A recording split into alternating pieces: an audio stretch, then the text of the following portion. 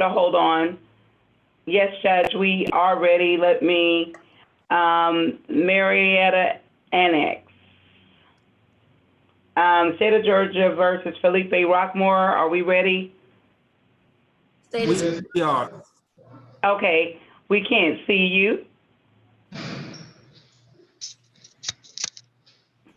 What about now? No, we can't see you. We can hear you, but we can't see you. What about now? No, sir, not yet. Let me stop the video and then let's see, X to start. Let's try it again. Okay, we're good now. Thank you all so much for your patience. Thank you very much. That's not Rockmore. That's not Rockmore. Who is that? Unless he got a haircut. Yes, sir. Is that Hold him? on, that's Felipe Rockmore? Yes, sir. Mr. Rockmore. I got That's a it. nice haircut you got. You're looking good. Thank you, sir. All right.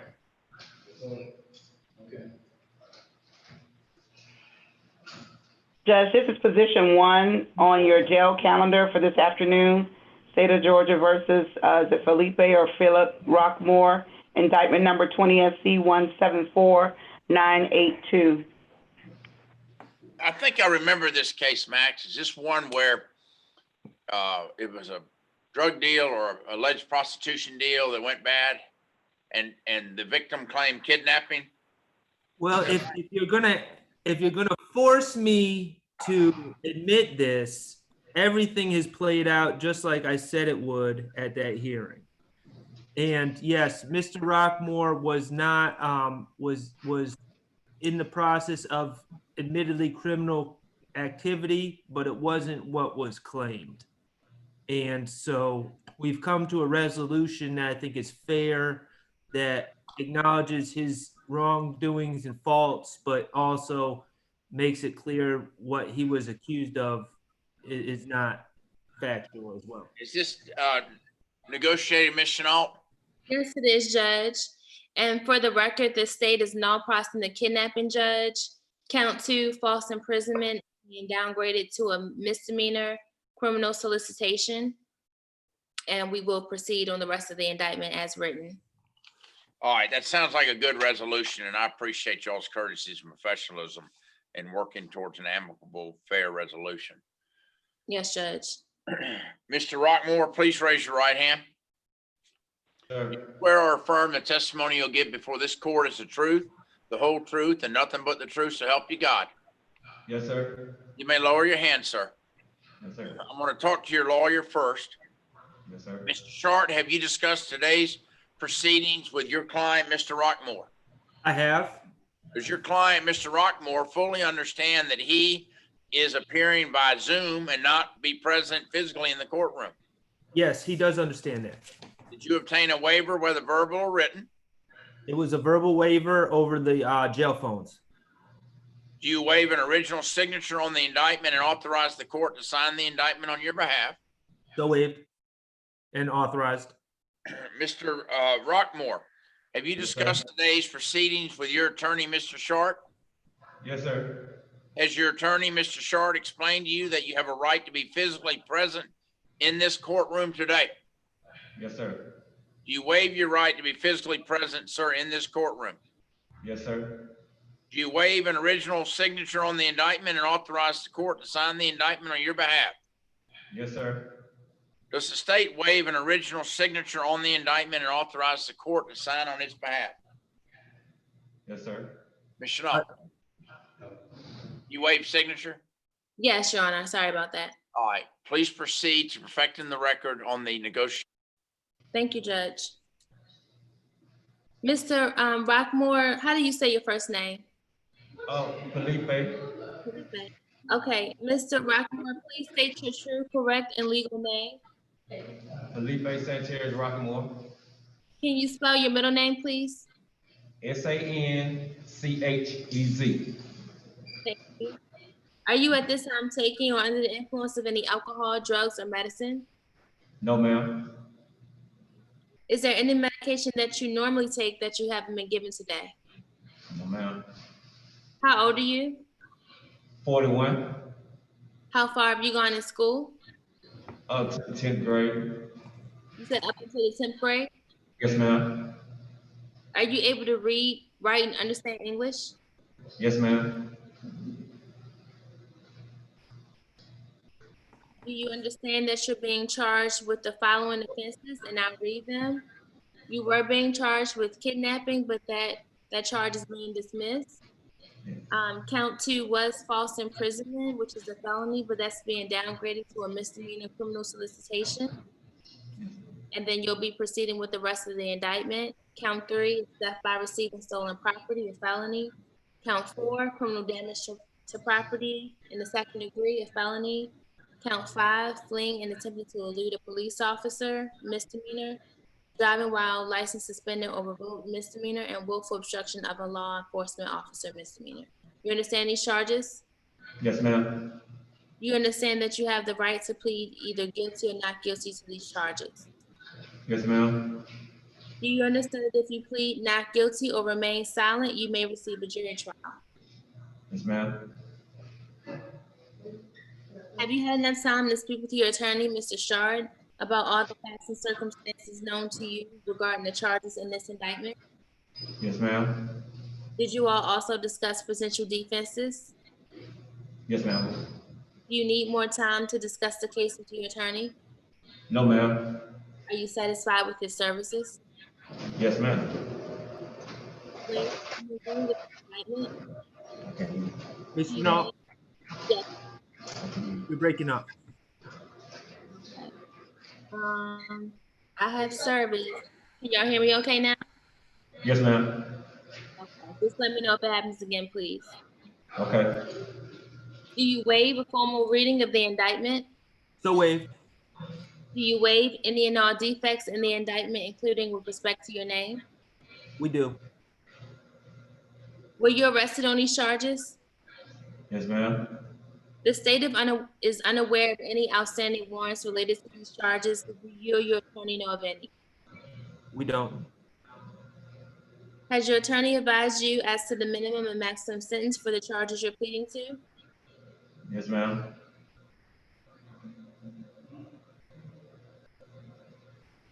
Okay, as I stated, count 1 is no cost. Count 2 is a misdemeanor, punishable up to 12 months in jail.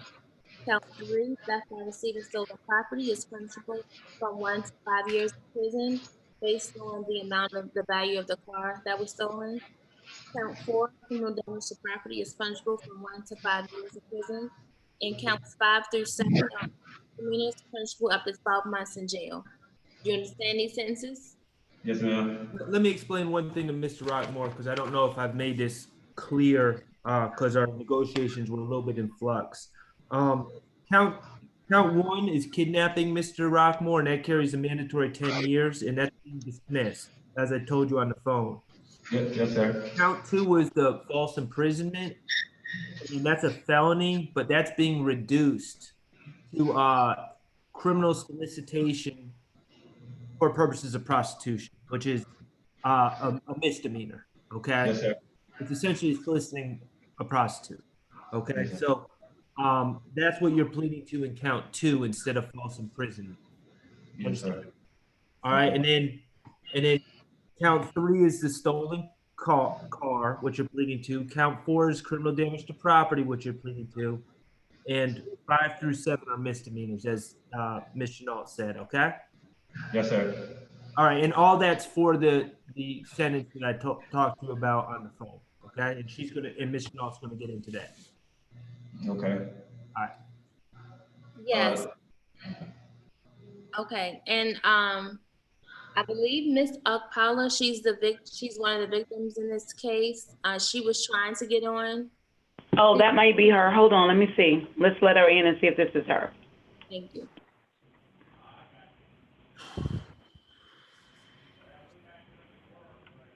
Pending, because she doesn't have her name.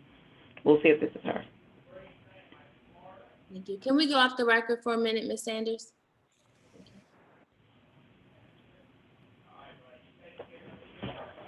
Hold on, guys.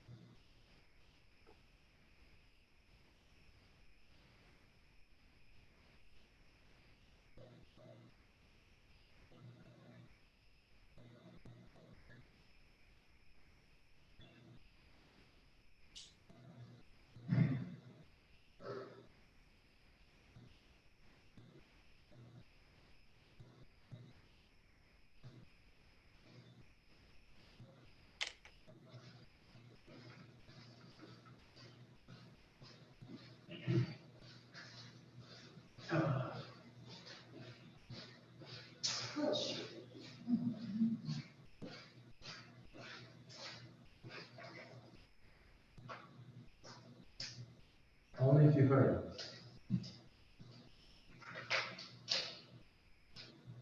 Are we ready? Sherry, can you confirm that the person that's trying to get in is Miss Akala? So. Hi, yes. Do So you see her?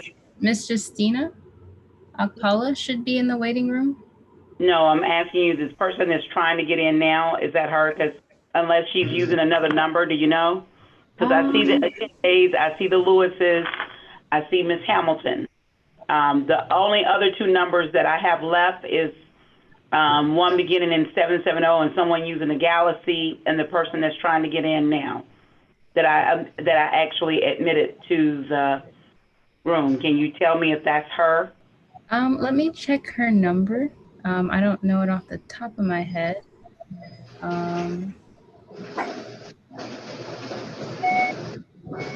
So it should end in 8529. Okay, can you text her and ask her if she was just admitted to the room or if she's still in the waiting room? Yes, I can call Thank her. you. And just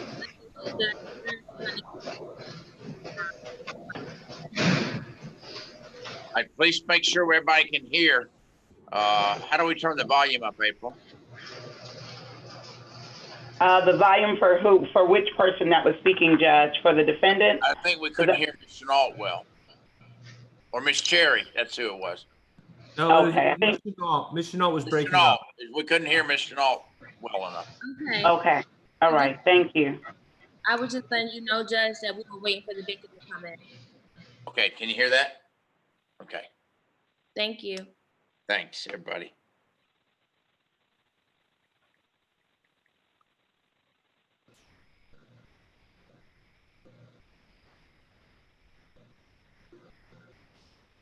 Is that Chanterelle Smith in the South End? Yes, sir, it is. Okay, I can deal with the South Annex right now while we're waiting, Judge. Ms. Smith, we already dealt with your case. This is Max, the person that you and your family have been calling every day, 5 times a day. All right, we already dealt with your case, and the Judge Schwall was very nice to you, and he continued you on. He let you keep your first offender, and he revoked the time you've already served and suspended the rest of your probation. Ms. Clark, is that correct? She is no longer on probation? Okay, so Ms. Smith, you're no longer on probation in Fulton County. I don't know what about other counties, but in Fulton County, you're no longer on probation and you should be released this evening, okay? Okay, thank you. Probably within the next 72 hours, not necessarily this evening. Thank you.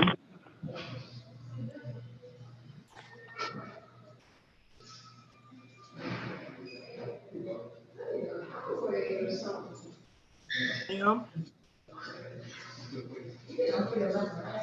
Mary, is that her? Miss Akpala is in. She's wearing the blue shirt. Thank you.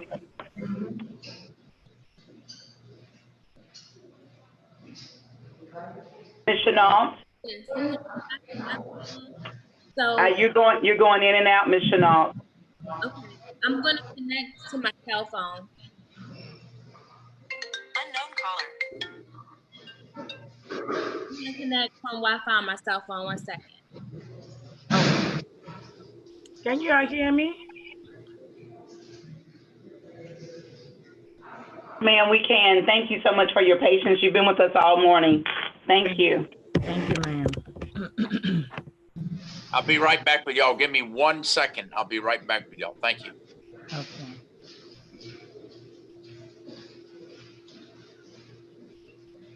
Okay, can y'all hear me okay? Yes, Judge asked us to hold on for just a second.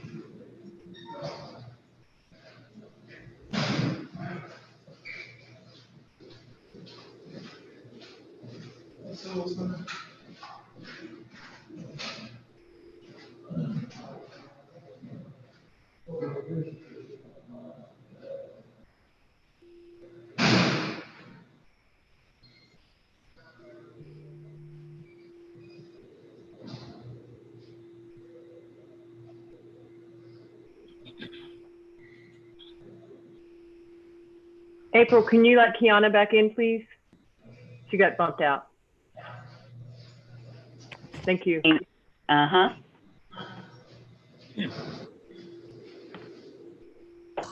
Okay.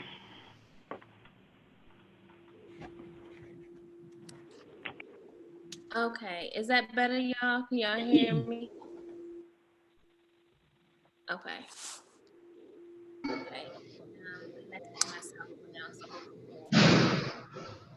Okay, Miss Paula, how are you today? I'm good. How are you? I'm good, thank you. So we are proceeding with the plea in Mr. Rockmore's case. If you remember, we talked about this case a couple times already. Yes, ma'am. Okay, so we're gonna go ahead and proceed with the plea. And then, did you want to give a statement today? Yes, ma'am. Okay, so when we finish with the plea, you'll be able to go ahead and give a statement to the judge. Okay. All right, thank you. Thank you.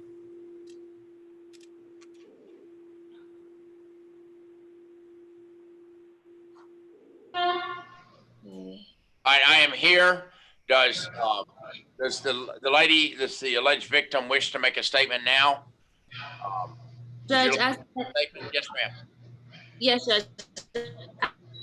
Statement, please. Okay, you want one now? We're having problems. Ms. Chenault, we're having problems with you, hearing you. Oh, can y'all hear me now? It's not great, but try it again. Okay. Can you hear me now? Yes. Yes. Okay. I said, Miss Akpala said she wanted to give a statement after the plea. Is that okay with Your Honor? Or you want her Sure. to give one now? Y'all want to go ahead and proceed? That's Okay, fine. thank you. You may. Go ahead.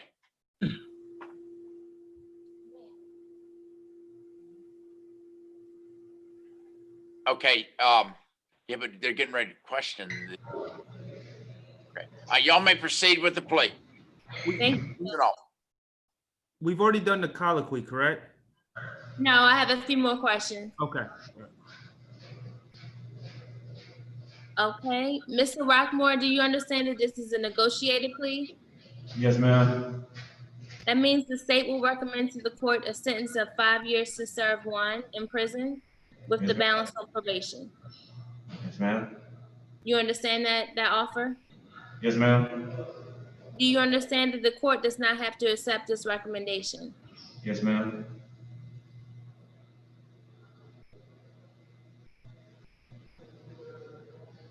Do you understand that this plea may be used to enhance sentencing on future convictions if you have any? Yes, ma'am. And that goes for this jurisdiction as well as outside jurisdictions. You understand that? Yes, ma'am. Do you understand that if you're currently on probation or parole, your probation or parole may be revoked based on you entering a plea of guilty today? Yes, ma'am. Ms. Clark, do you see any open probations for the defendant? Yes, ma'am. He has a 19 SC 173757. Okay, and Mr. Shard, did you want to handle the revocation today? We would like to. All right. Mr. Rockmore, do you understand that if you're placed on probation of any kind, you cannot violate any criminal laws of any governmental unit or any special conditions of probation without being subject to having the balance revoked? Yes, ma'am. Do you understand that you're not allowed to use or possess a firearm while you're on probation? Yes, ma'am.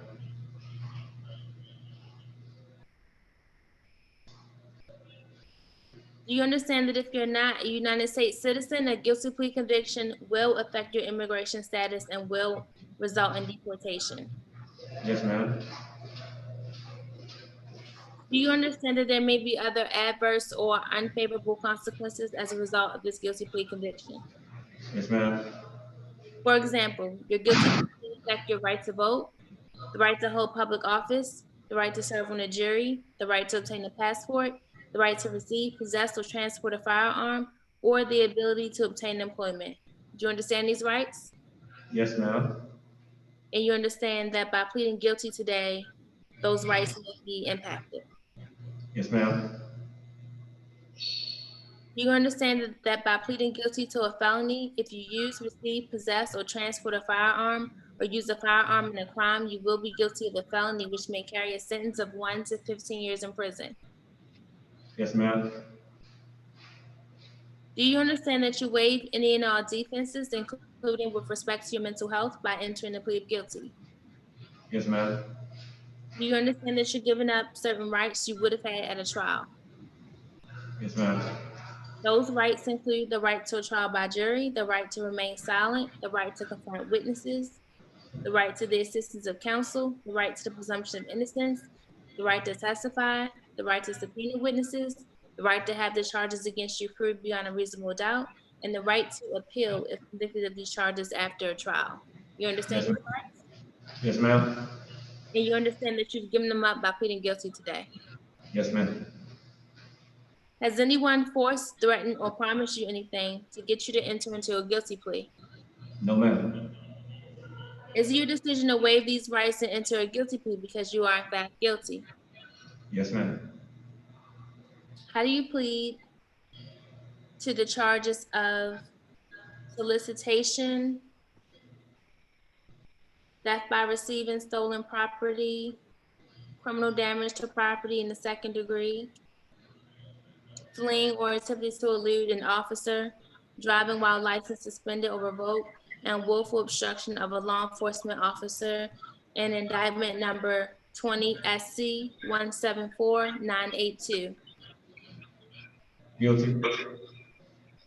Is this guilty plea freely and voluntarily given with full knowledge of the charges against you? Yes, ma'am. Do you understand that you may only have a limited right to appeal this guilty plea conviction? Yes, ma'am. Do you understand that you only have 4 years from today for a felony and 12 months from today for a misdemeanor to file a habeas corpus petition challenging whether this plea was voluntary? Yes, yes, ma'am. Thank you. And for the record, Mr. Rockmore has 3 prior felony convictions. Actually, I think it's 4. There's one from 2019 that I don't have listed here.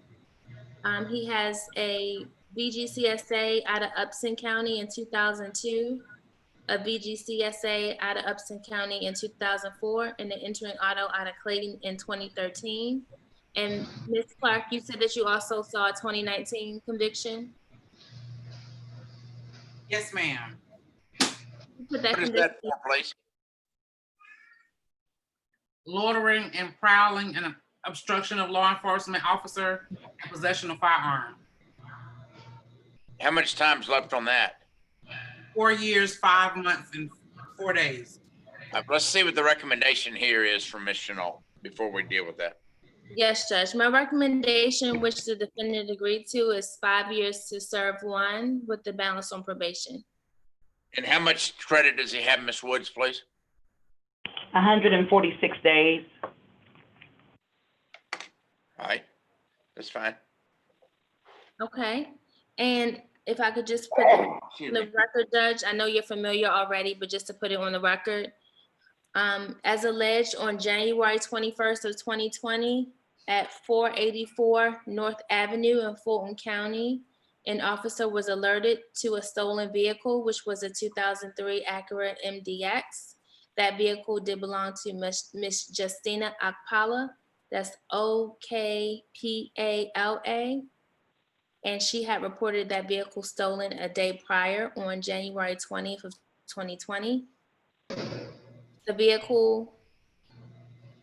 The officer attempted to initiate a stop on the vehicle, but the vehicle pulled off at a higher rate of speed. When the officer did finally catch up with the vehicle, the passenger in the vehicle, Miss Lucy Lansing, got out of the vehicle and began to run. The defendant also began to run.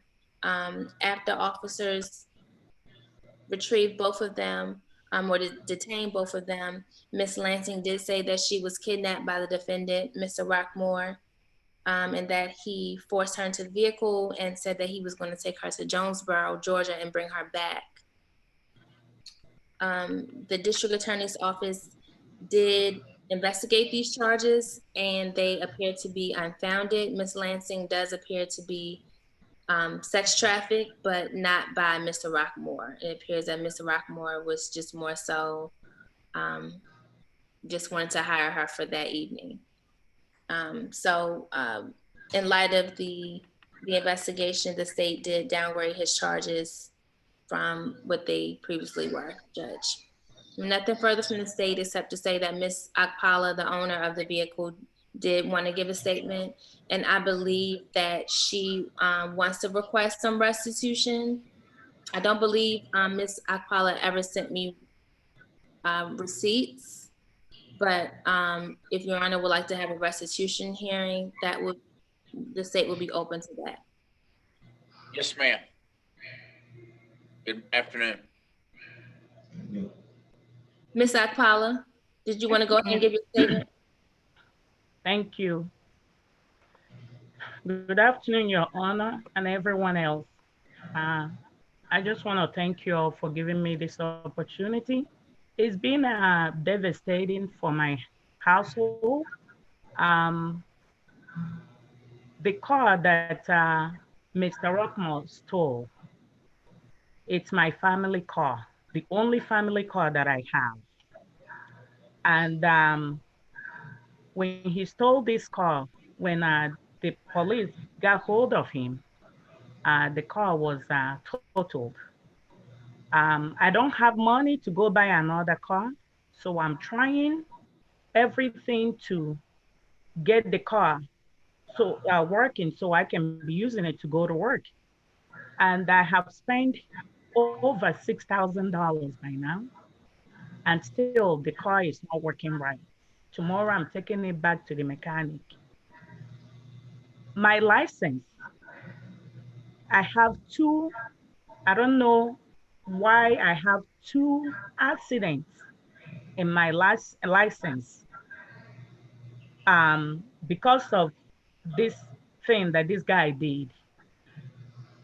They put that I have 2 accidents in my car. I'm fighting the insurance because my insurance has gone up. because of that. Even though they're saying the accident is not my fault, but it was my car that was used. So I'm having to pay more premium on the insurance because of this crime. I'm fighting both LexisNexis, both the insurance and everybody else. I don't know how to go about it. So if you guys have a way for me to go to clear my name off of this and take this off my driver's license, if somebody will help me with that. And this guy took my car. He trashed my car. They were in my car partying, drinking. He even removed his old clothing, left it in my car. I have clothing that I bought for my autistic stepkids. He took those clothing. He took the purses that I bought for my sister. Everything that I purchased that was in my trunk. He took it, trashed my car, take off his dirty clothes, left it in my car. They were drinking and smoking in my car. Trashed my car before the accident or before the police got hold of them. I want him to pay me back for my car. I don't know who sent him. I don't know whether he was acting on his own. I don't know what prompted him. I don't know why it was my car. This is not a sports car. This is family car. It's Acura MDX. It's a family car. Why he took my car, I do not know. And I would like to hear from him to know, why did you take my car? Or if somebody sent you or whatever, I would like to hear from him. And that's what I request from the court today. Thank you. Do we have an idea of how we can calculate your damages? You had insurance on the car, and it was wreck Miss Chenault in this fleeing the police? Yes. Okay. Yes, they had to do a pit remover in order to get the defendant to stop. And it came on a license plate reader, that's what it was? Yes, Judge. And what year was your car, ma'am? It was 2003. Okay. Acura So MDX. you had insurance on the car that claimed the car was totaled, right? The police totaled it. It's a liability insurance. I have liability insurance. Oh, you didn't have any insurance to cover your car. It was liability for the other cars, right? Yes. Okay, so you didn't have liability insurance for your own car. I'm sorry. What is that called? Collision insurance? No, I don't have collision or comprehensive. Okay, collision and comprehensive cover your own car if it's your fault. Yes. You only had money to pay for if somebody else was hurt or their property was damaged, right?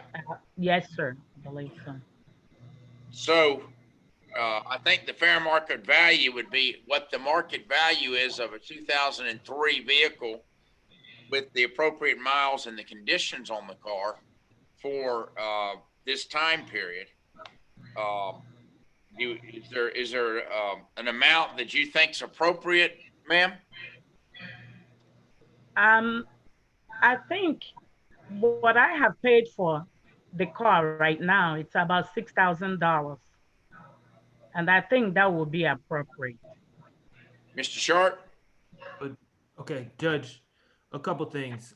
First of all, to the extent that it would help Ms. Akpala with her license issues and all the rest, I mean, this is going on the record, so I'll say this because I'm trying to be fair, okay? There's no evidence that even remotely suggests that Ms. Akpala was involved in this accident. I know her husband had the car when it was stolen. I don't have any evidence that that her husband was at all involved in some scheme to affect the car, and so this shouldn't go on her license to that issue. Now, regarding the car and the theft of the car, Miss Akpala or the theft of the car occurred in Cobb County, is my understanding. And there's no evidence whatsoever to suggest that Mr. Rockmore was the individual that took the car. Mr. Rockmore, to my understanding, and if I was forced to defend him against those charges, which I'm not, he wasn't in Cobb County at the time. I've spoken to the credit of the DA's office. Ms. McCauley who's a supervisor, has taken interest in this case, primarily to help the alleged victim, Lucy Lansing, who is addicted to drugs and is in a bad situation in the Bluff in Atlanta. And so much effort has gone into this case, but and to the extent that I've been able to try to help the DA's office help Ms. Lansing, we have. And part of that is it's twofold, Judge. First of all, we've tried to figure out who took the car. I've talked to Ms. Rockmore about that and where he got the car from. And I've spoken to Ms. McCauley about that. And there's a female associate that I think we both thought may have been the source of taking the car. It wasn't Mr. Rockmore. It's just a friend who he was riding with that day and was given possession of the car that day. In regards to helping Ms. Lansing, the state has always asked me to provide information on where Ms. Lansing could be found and all the rest. And, I've been very open with Mr. Rockmore about that, and he's tried to help, but he doesn't know anything because he doesn't know Ms. Lansing. Mr. Rockmore came into possession of this car. He was not the one that took the car. And he's acknowledging that he was in the Bluff, saw a female whom he wanted to interact with, and picked her up. And then the police got behind him. He was in a stolen car. He should have known it was stolen. And he made the decision to flee. They used the tire line to puncture his tires, and he lost control of the car and went into a brick kind of statue thing at Georgia Tech, by Georgia Tech's campus. So unfortunately, Mr. Rockmore doesn't have all the answers, but that's because he wasn't involved in some of these other ancillary events that occurred. But we've attempted to try to help the DA's office come to some conclusions about these other things as best we could. So that's where we are. I know that Ms. Akpala is assuming that Mr. Rockmore is the one that actually took the car, but I don't think the evidence suggests that. But he's the one that totaled the car.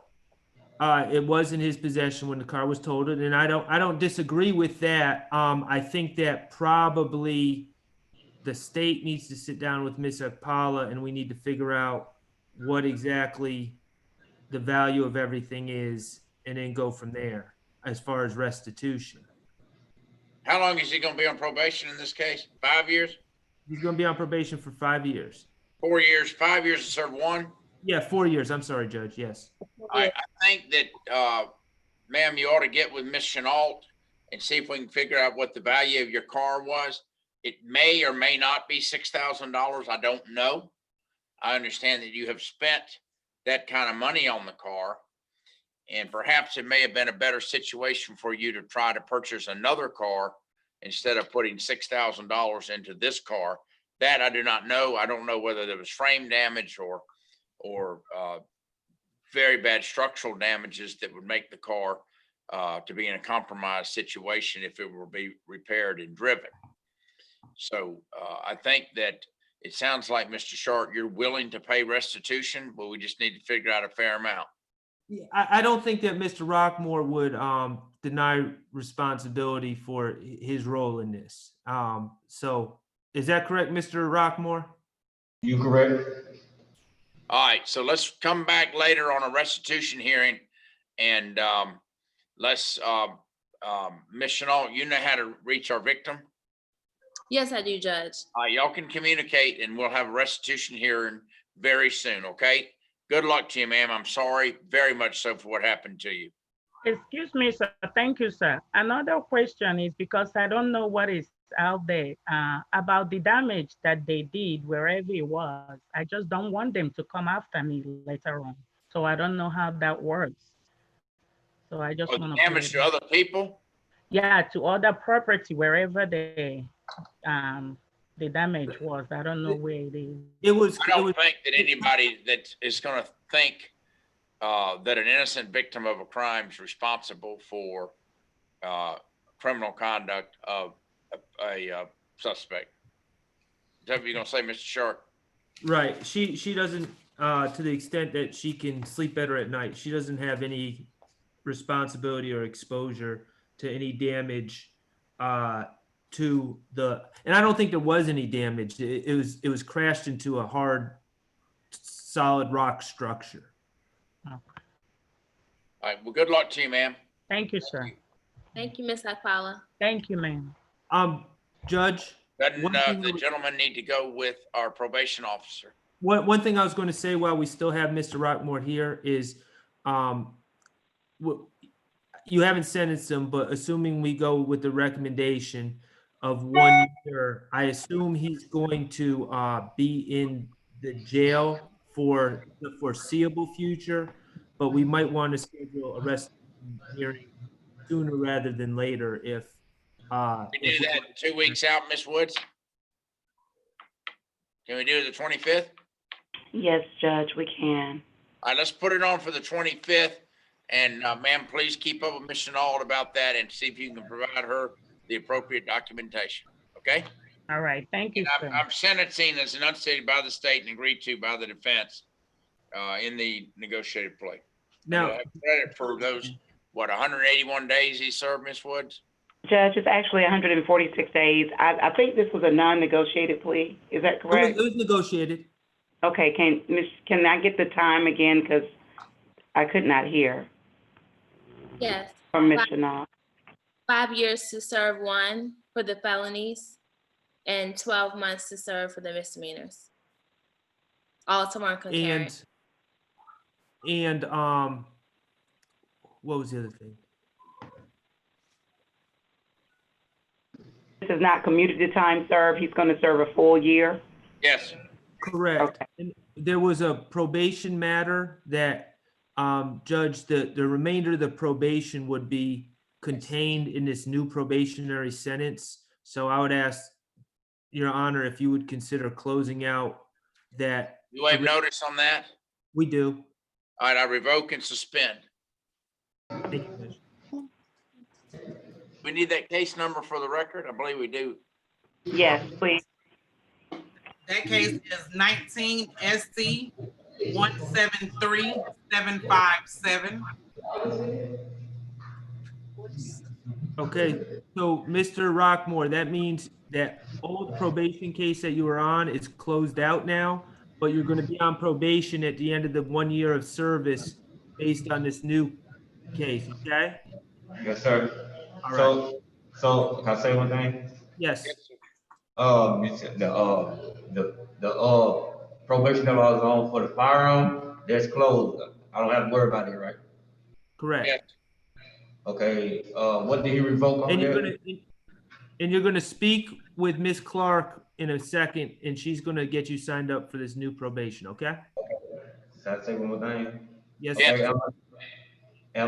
Is the new charge that I got the 1 year for now, is that commuted to time served?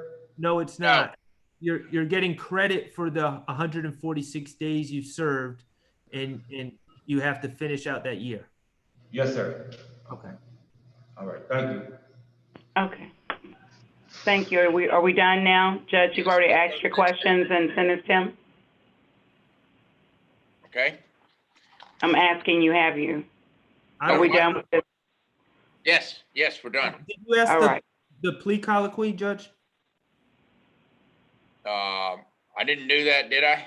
I don't think so. It was Alright. so long, I can't remember. We've forgotten, at least everybody's forgetting, not just me. Mr. Rockmore, do you understand the nature of the charges against you?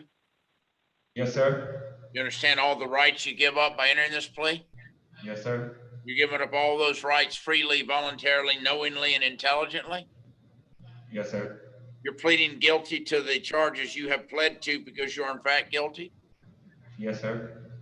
Is counsel satisfied that your client is competent in understanding the plea is voluntary and there is a factual basis? Yes, Your Honor. I find the defendant's competent to enter the plea. I find the plea is voluntary with full knowledge of all the rights that he's waiving. I will accept the plea and sentence him as enunciated by Ms. Chenault and agreed to by Mr. Sharp and Mr. Rockmore in the negotiated plea with credit for those days he has already served. But it is not commuted to time, sir. Correct. All right. Thank you. I'm going to put you all in the waiting room. I'm in a breakout room. Ms. Clark and Mr. Rockmore, good luck. So that is the Marietta Annex and Ms. Clark.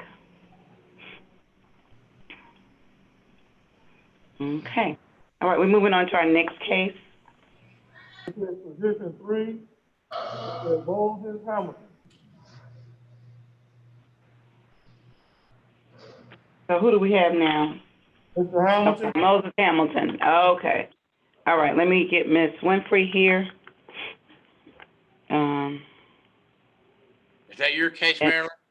No, yes, but let me get, It is, Your Honor. And his wife, the alleged victim, should be on here as well, too. I'm bringing her in and we're waiting on Ms. Winfrey to come in and we will be ready. Let me see how many days he's been in.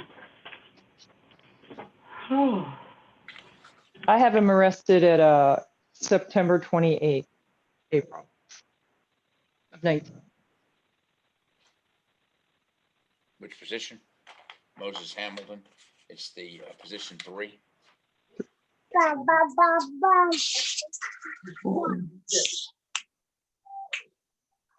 And Tiffany Hamilton, Your Honor, is on the screen.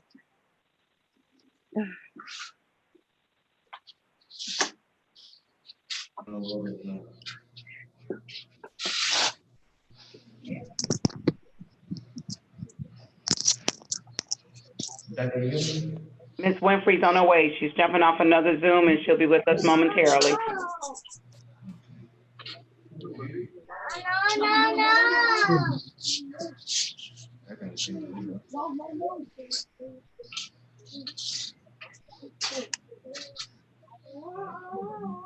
Mr. Rockmore finished? Mr. Rockmore is finished. If he's already spoken to Ms. Clark, did he go to the breakout room? No, ma'am. Okay, there should have been an alert for him to go to the breakout room. He's for him. Do you see it? There we go. All right.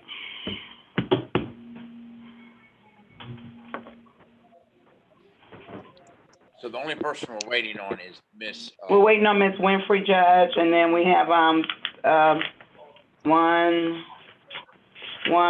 two, three, 4 more cases to go. 4 more defendants. After this.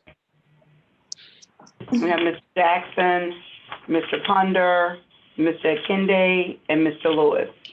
There's Ms. Winfrey, and we're moving. All right. Hold on, she's not in. Give her a chance.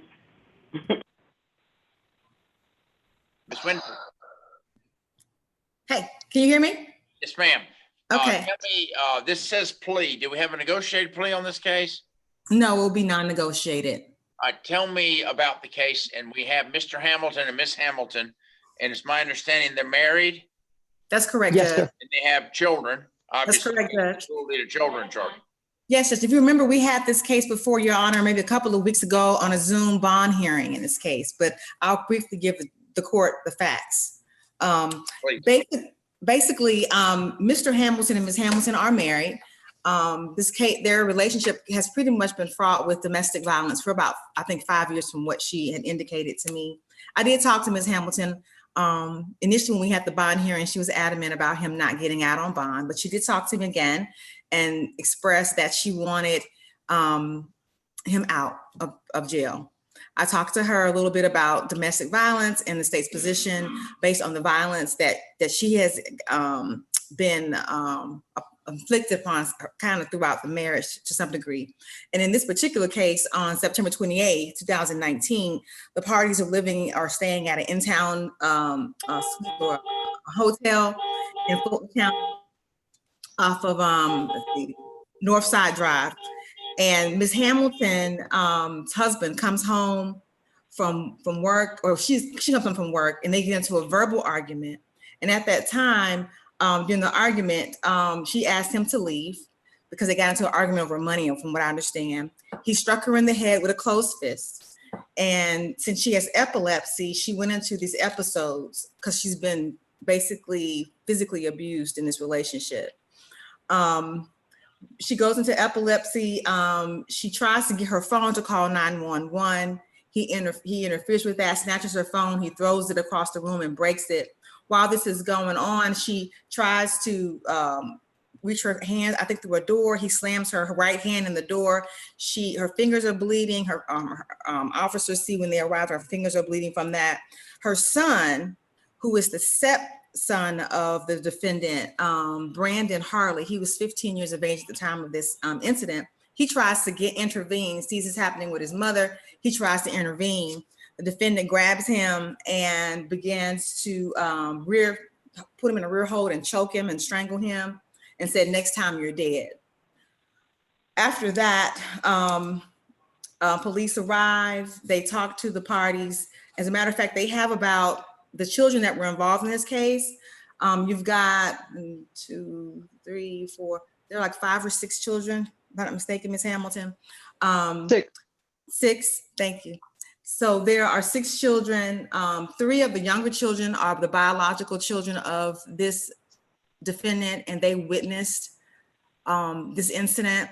So what you have in the indictment, you'll have cruelty to children in the 3rd degree as it relates to all the children who witnessed the violent nature of what happened in this case. The defendant did admit when he talked to police that he did in fact choke and strangle the minor, the 15-year-old. So he admitted that to police. So those are the basic facts, Your Honor, but we did have a bond hearing about this case before, and we were adamant about him not getting out of jail. At that time, Ms. Hamilton felt like her life was in danger and her life was being threatened. But as you know, in domestic violence cases, in the cycle of violence and over a period of time, sometimes our victims, they kind of not recant the story because she's never recanted what happened, but they kind of go back and forth, and understandably because she's been married to him. However, state's really feels strongly about this particular case because he does have a previous family violence battery conviction out of Fulton County back in 2018. So this happened in 2019. And so, I'm sorry, Judge? Same victim in 18 and 19? I'm not sure if it's the same victim in 18. Ms. Hamilton can answer that question. She's on there, but I know that he has had the one in 2018. That was his first offense. Now we're here again. And so our concern is that Mr. Hamilton, we don't know what he'll do next. And I understand Ms. Hamilton's position, but the state is adamantly opposed to any kind of plea that would not involve some jail time here. He does need some anger management. He does need family violence intervention or something to get him evaluated so that he's not out here on the streets doing this over and over and over again. I believe next time it won't be so, Ms. Hamilton may not be so fortunate. What is your recommendation, Ms. Winfrey? My recommendation is 20 to serve 2. And the 3 younger children witnessed this? Yes. And during the bond hearing, Ms. Hamilton did not want him out. Correct. And she's changed her mind. Correct. Were there any communications through the jail telephone calls? You know, as a matter of fact, One of the issues she brought up was that he had been contacting her from the jail because he'd been calling her job over and over, and she lost her job. If you remember, she was the nurse, and she had a position during this time during COVID era, but she actually lost her job because he kept calling her job over and over and over. So he's made contact with her from the jail. Yes. Do we have any of those recordings? I don't have any of those recordings. Miss Well, Hamilton actually I'd told like me. to hear those. One at a time. All right, one at a time. I'm at fault. I would like to hear those recordings.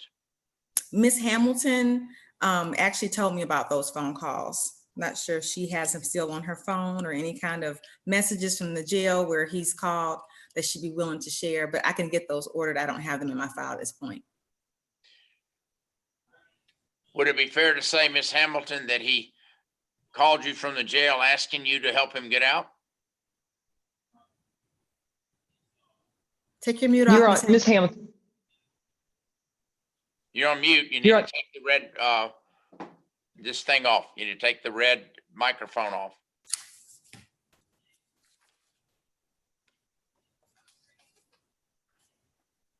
All right, Miss Hamilton, you need to get the red microphone with the line through it and take it off. Okay, there we go. Can you hear me now? Yes. Yeah. We have spoken on the phone, and he may not agree with what I'm about to say, but it's like to just tell them that I need him home and that I love him, and you know.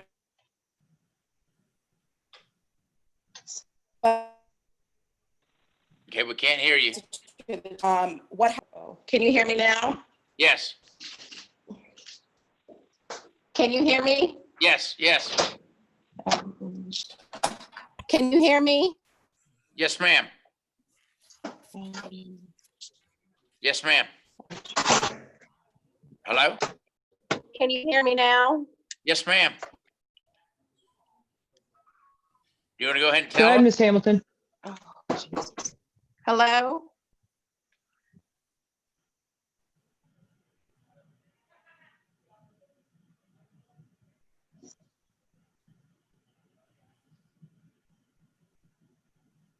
Ms. Hamilton, go ahead and speak.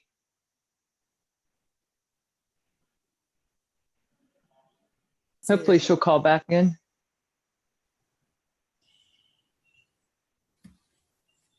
All right, I would like to see those hear those jail tapes.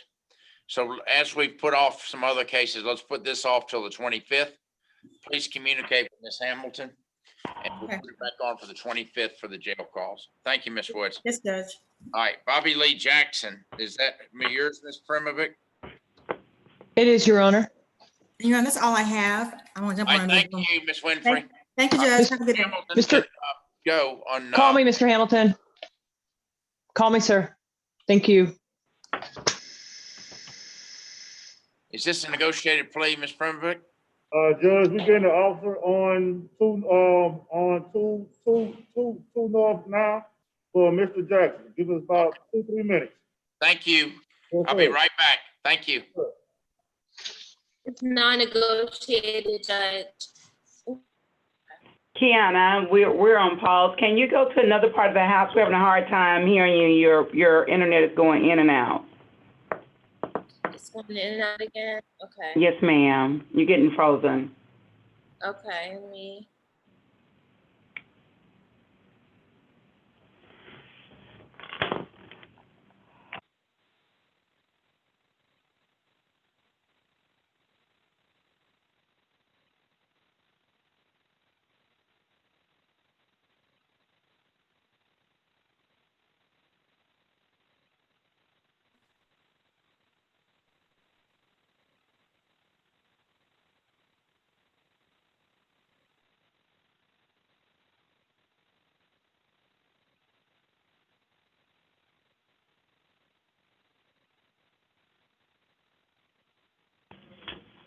Is there a victim in the Bobby Jackson case, Ms. Primovic, that we need to know about?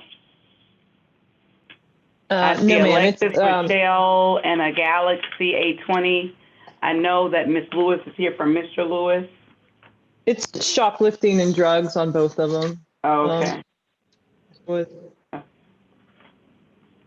All right. checking to see if the security person may have popped in, but I doubt it.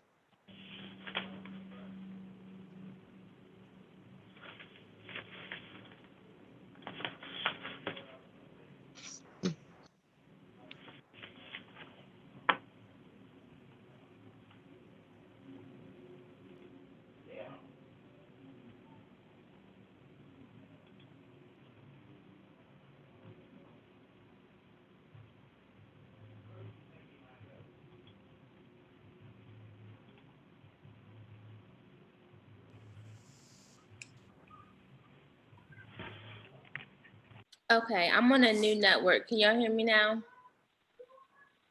Ma'am, that's much better. Okay, Thank you. sure. Thanks for letting me know.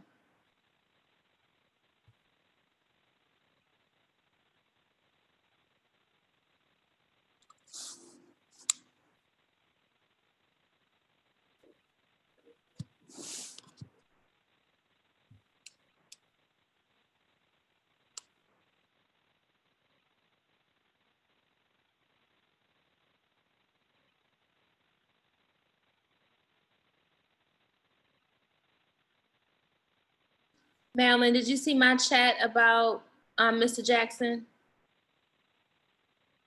So my offer is 3 years, serve 1. I think we're just gonna do non-negotiated. Okay. That sounds good. Okay. Thank you. Mhm.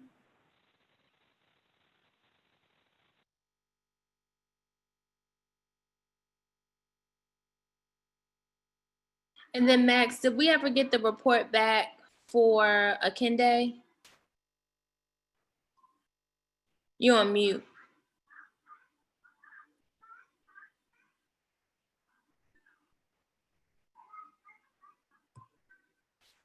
Yes, I thought it was sent to you. Myself and Miss Woods have it. I can send it to you. Okay, thank you.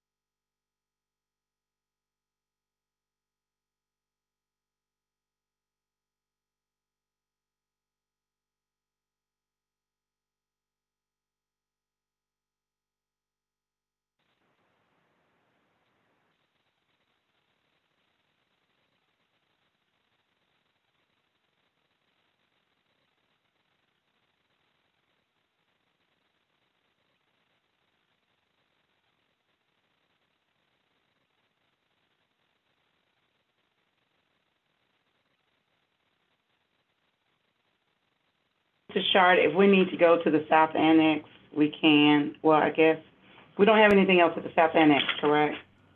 Correct, ma'am. We don't. I'm just logging Okay. in to keep our stats up. All right, look at that bling bling. I know. All right, we didn't want to hold you all. We thank you all for your patience. No Miss problem. Woods, So we're waiting on 2 north, All right, are we 2 ready? south, 3 north, and 5 south. Miss Woods. Yes.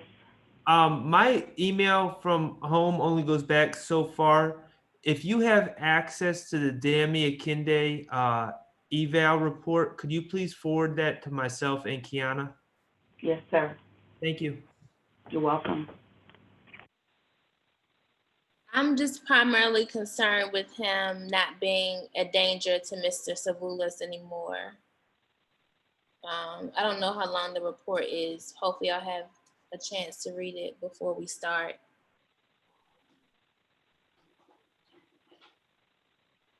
About 5 pages. I've discussed the report with Mr. Schwall'S.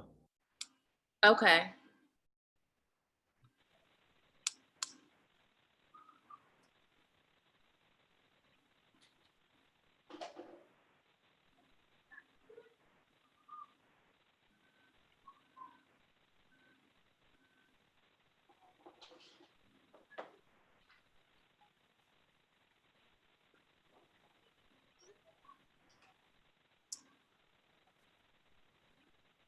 Thank you. I got your email, April.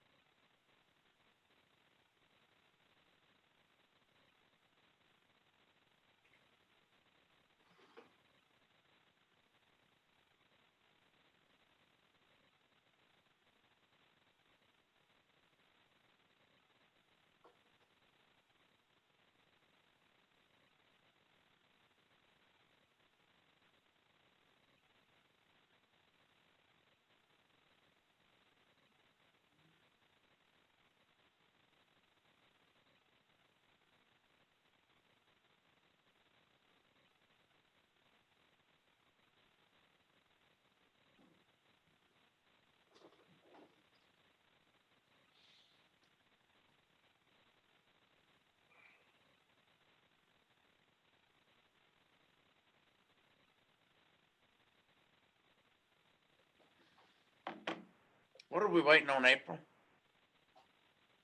Judge, we're waiting on the Fulton County Jail. And that's Mr. Jackson? 2 north, Mr. Jackson, Mr. Ponder, 2 south, Mr. Akinde, 3 north, and Mr. Lewis, 5 south. Okay, see if they can have them lined up so we don't have to wait like this. Well, we can talk offline. Yes, Judge, we have a lot of calendars going on back and forth. And we have worked with a short staff on Monday. No, I understand, and I certainly appreciate the great job y'all are doing, and I appreciate y'all working with us. And I just want everybody to be safe, okay?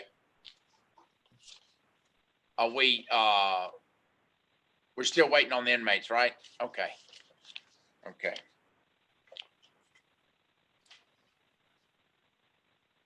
I'll be back on in just a second, okay?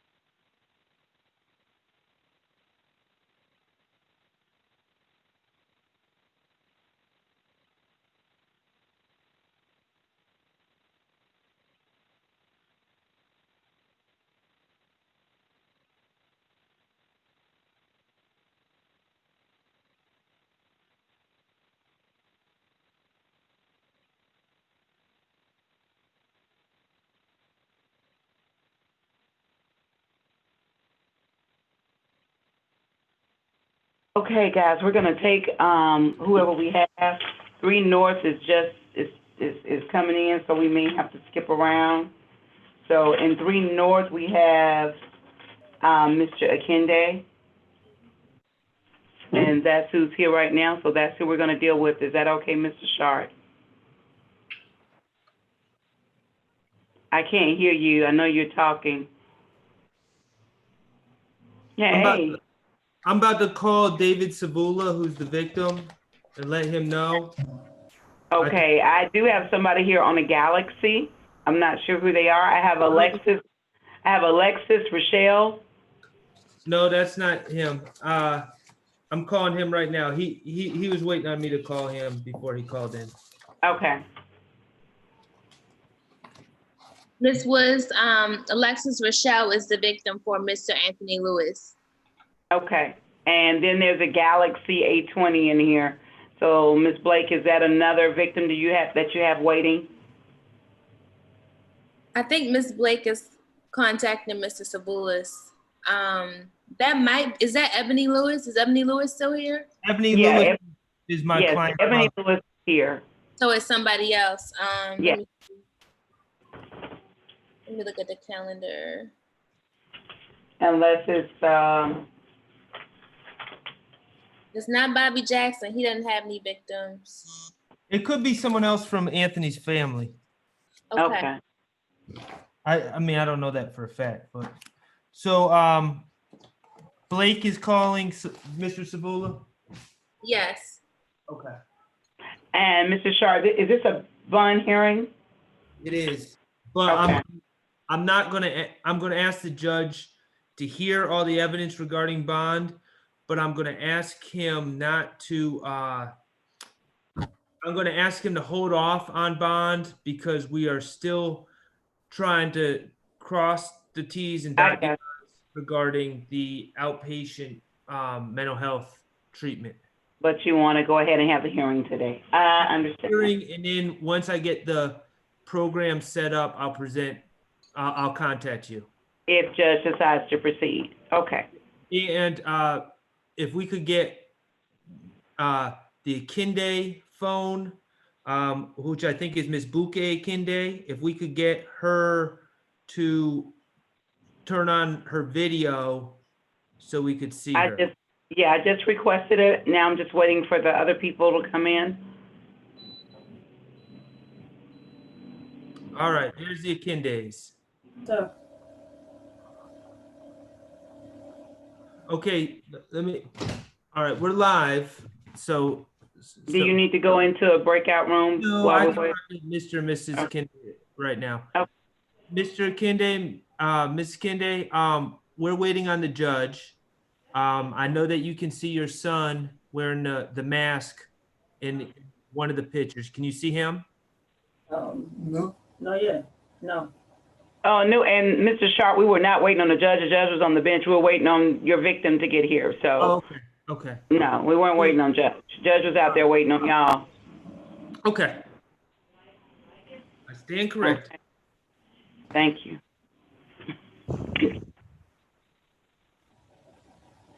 Mr. Sabulis is coming in now. Yep.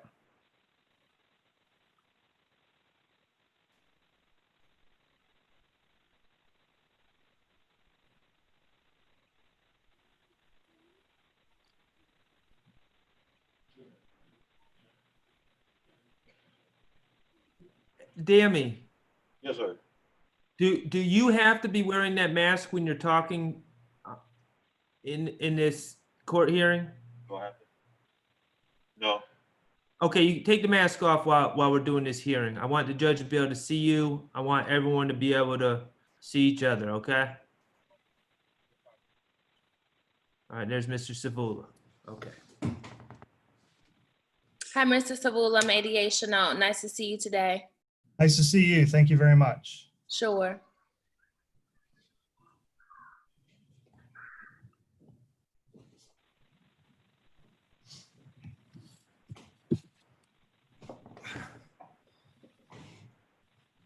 Mr. Savula? Yes, sir. How are you? Nice to see you. Good to see you.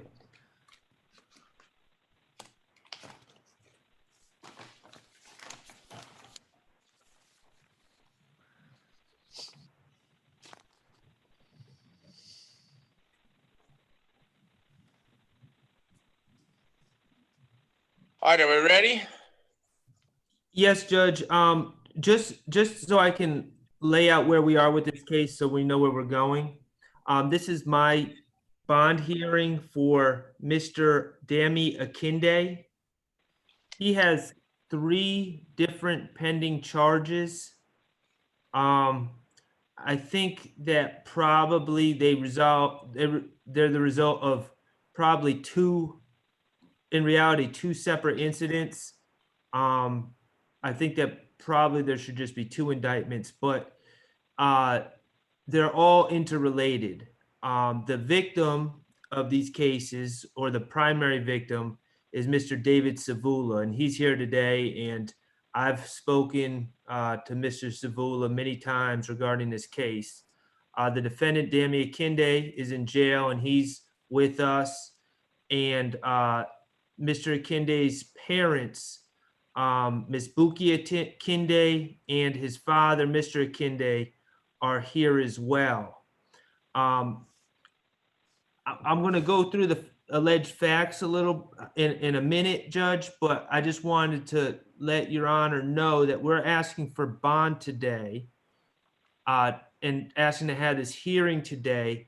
But one thing that we are going to be asking Your Honor to do, if you grant bond, is to hold off on the order until I contact Chambers, because one of the conditions of bond, as I've discussed with the state, I've kind of taken it upon myself to try to craft this plan.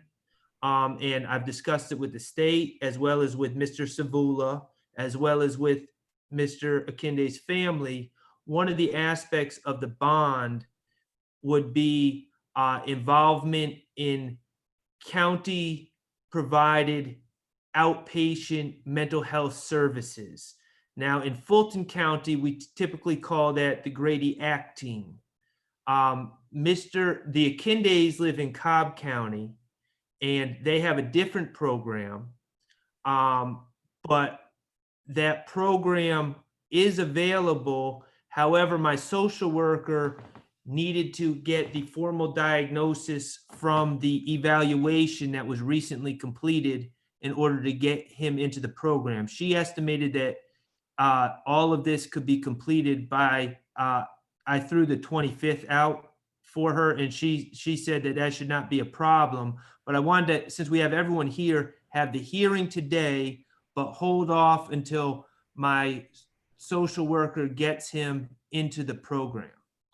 Tell me, how is Mr. Savula involved in this? So Mr. Akinde, this starts out where, I'll just start from the beginning. Mr. Akinde was a student at McEachern High School in Cobb County.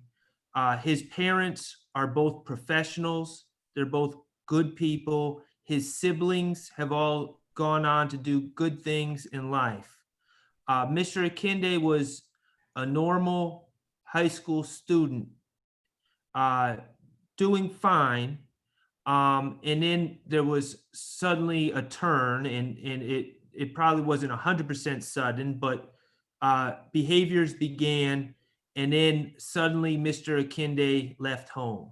I think Mr. Savula has had people look into Mr. Akinde's background for good reason, because he was concerned. And I've looked into Mr. Akinde's background, and it appears that Mr. Akinde went from a normal high school student to someone who had hyper religious beliefs, believed he was a prophet, and all of a sudden determined that he had religious differences with his parents and could no longer live at home. What Mr. Akinde did is he left a loving family and basically went living on the street in Atlanta. I would suggest that it was a result of mental illness. Mr. Akinde started loitering, probably stealing from the America's Mart building, which is in downtown Atlanta, where Mr. Savula is a VP there, I believe. Is that correct, Mr. Savula? Yeah, I'm executive vice president of the company. That's correct. Okay. And so, at some point, this became more serious, other than an unknown, what appeared to be homeless person kind of wandering around the America's Mart building. It became more serious when Mr. Savula left town for business. And when he left town, Dami ended up occupying Mr. Savula's office, allegedly, I'll say. But the facts suggest that he occupied Mr. Savula's office, and Dami is an intelligent young man, and he was able to interact with people, and some of the people that he came across had the belief that he was a mentee of Mr. Savula and he had the right to be there, etc. When Mr. Savula returned into town, Dammy had allegedly written strange messages on the walls, did not hide his identity. His email and things of that nature were written on the walls. He also took some of Mr. Savula's property, including financial information and things of that nature that Mr. Savula had in his office. That led to some of the financial allegations in this case. So Mr. Akinde was arrested. A bond was set on Mr. Akinde, a reasonable bond based on his lack of a criminal history, etc. Miss Akinde, after some period of time, Mrs. Akinde, his mother, concerned for her son, not necessarily on the advice of an attorney, but concerned for her son, bonded her son out. Upon being bonded out, the allegation is that Dammy immediately went to the America's Mart building, and I'll say this: the family had a plan for Dammy. Dammy was going to stay. They had a place for him to stay. They were putting him in contact with a pastor that works with their family who has a relationship with Dammy, and they were hopeful that that was going to work out. It didn't. Mr. Akinde allegedly went to the America's Mart building. Presumably, I think if I was the state arguing to find Mr. Savula,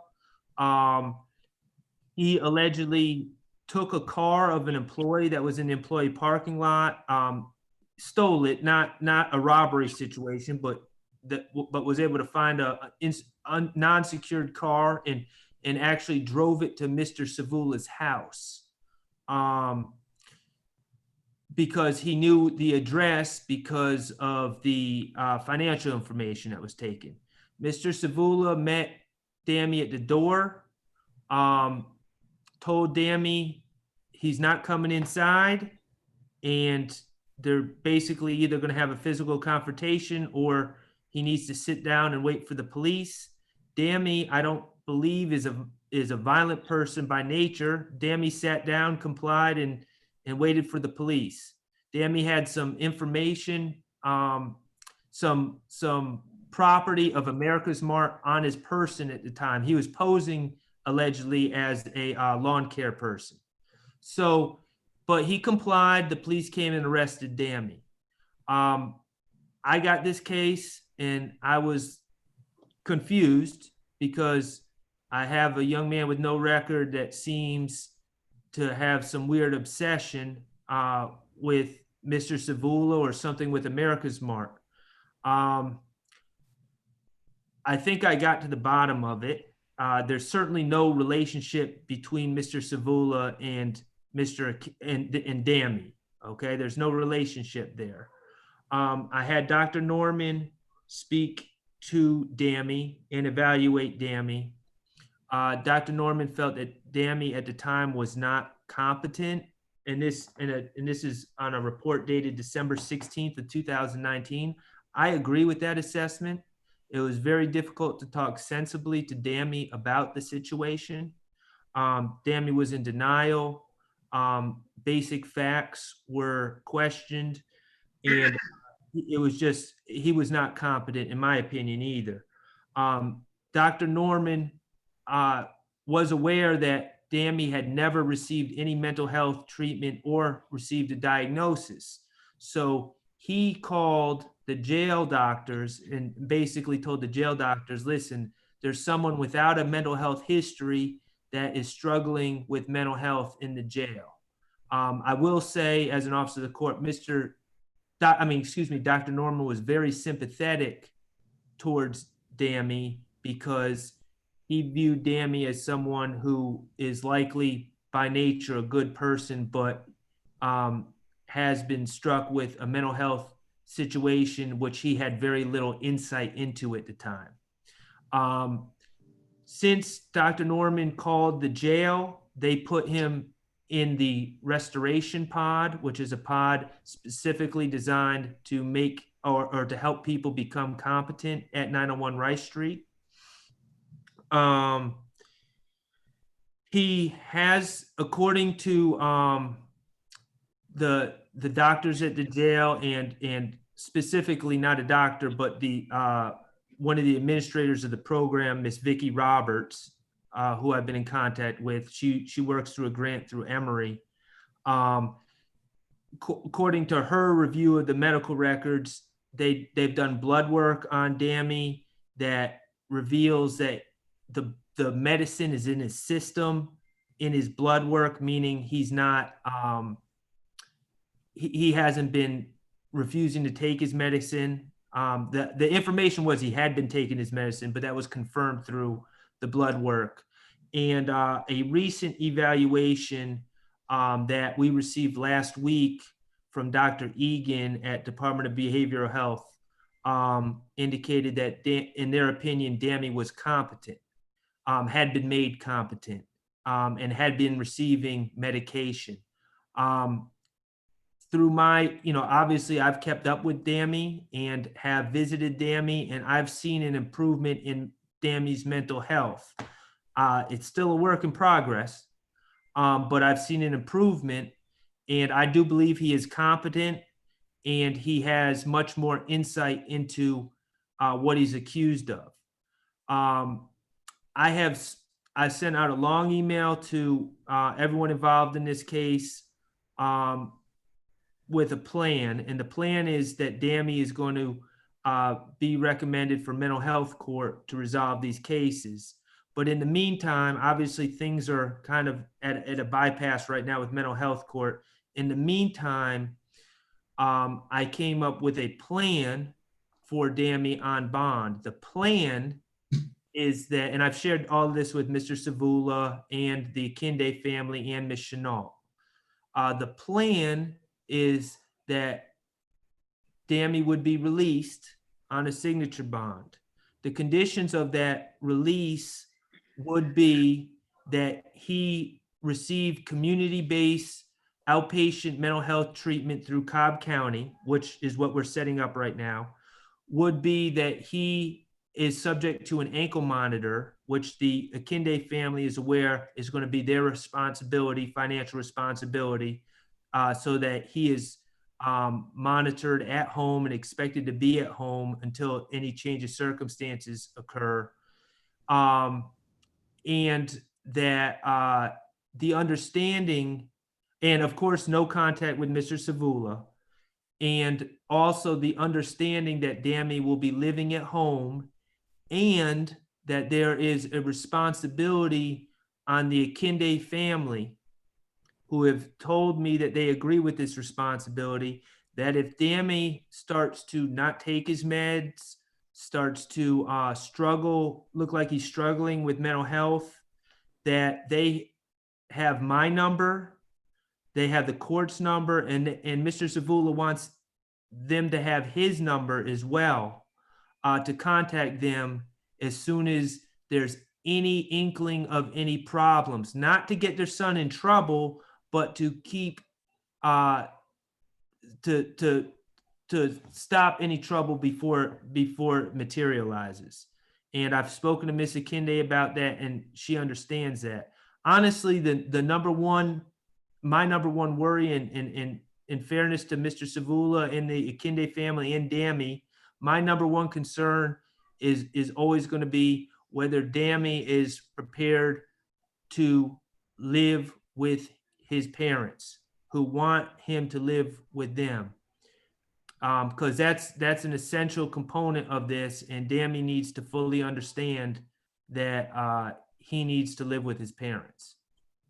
So that's my proposal. And I'm open for recommendations. I'd ask Your Honor to consider that proposal. Judge, and just for the record, the state is aware of Mr. Schwall'S proposal. I have spoken with Mr. Schwall'S about this proposal, and we are in agreement with the conditions with Mr. Akinde being released, as long as those conditions are in place before he is released. Mr. Savula, and I can let Mr. Savula speak for himself, but it's my understanding that Mr. Savula is primarily concerned with him and his family being safe. He doesn't want Mr. Akinde held in jail unfairly, but he also doesn't want Mr. Akinde showing up at his home again. So we believe this is a fair resolution as long as all parties involved can stick to the plans. And Judge, let me say this, just so the Akindes can hear this and that Dami can hear this. Very rarely have I dealt with an alleged victim in a case that is as understanding as Mr. Savula has been. Oftentimes I try to use common sense and reason with people, especially when there's mental health involved, but Mr. Savula has been very understanding of this situation. He's aware that the Akindes are a good family, but I think both Dami and the Akinde family needs to understand that Mr. Savula has legitimate concerns about this situation, and we all have to agree to make this work. How did he get access to you, Mr. Savula? So there was a number of different circumstances. So he had been arrested 4 or 5 times for breaking into different buildings, or I think it was like loitering or trespassing or whatever. So he got into our facility somehow, made way into our fire escape, got up to in our buildings, and basically was living in America's Mart, like in different areas. He would go through people's desks at night. He would go through people's purses. He would, we'd find food where somebody'd be kind of living. When I was out of town, I recently lost both my parents, unfortunately, kind of back to back, and have been in the midst of an estate situation. And so when he broke into my office, he has my entire life. I just need you to know he has my parents' birth certificate, my birth certificate, my kids' information, every family member's social security number, every address I have, every stock bond, everything that you could possibly imagine was locked in a drawer for estate purposes that he had access to.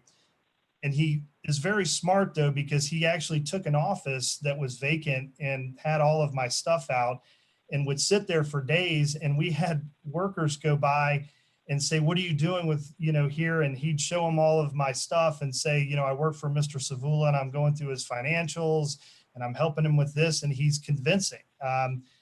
He called Delta to try to use Sky Miles. He used credit cards of mine. The last time he got out of jail, he Ubered from jail to America's Mart on my credit card. I left it open so I could track him because I wanted to know when he was out. So he's very smart. When he came to my house, I went home because I knew he was going there. He disappeared off of our cameras. He has a walkie-talkie. He was listening that he stole from the company where he was listening to our security. He could avoid them. He knows every crevice of the 7 million square foot complex. And so when he disappeared, I got fearful and I went home and I told my family to leave. And luckily 10 minutes later, he pulled up in a stolen car and would have, in my opinion, he came into my garage and was going to enter, but I was there waiting. So, he's very smart, but he has turned my life upside down from the standpoint that I have two boys that have just went through a really traumatic experience in their life, losing their grandparents back to back in an unfortunate situation. So, my primary concern is I've got a brother who's got some issues and so forth. And I feel for parents that want to do the right thing. I just got to make sure that he doesn't come back to my house. I can't have him coming to my house because the traumatic. First, let me tell you that you have my highest sympathy about losing your parents. I know that's no fun, and I know that's difficult. And I know it must be alarming and disconcerting to you to have somebody have access to all of your family financial records, social security numbers, credit cards, birth certificates, and the like. Have you had those original documents restored to you? I've gotten a lot of the things, a lot of them were copies of documents. So that were just, you know, obviously when your parents pass away, you get copies of death certificates and copies of things.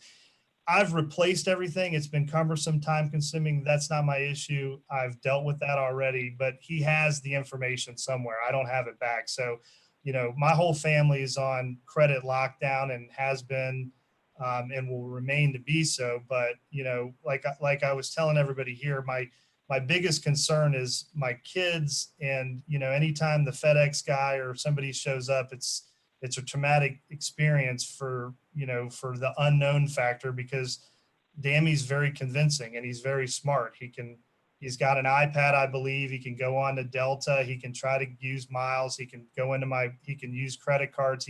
All of this is going to stop. Yeah. So that's my biggest thing. And you know, not to take too much of your time, Judge, my biggest thing is stay away from my house and my kids, and I'll deal with the rest. Zoom code. Yeah, Nobody should put up with this kind of harassment. And do you think he just, Mr.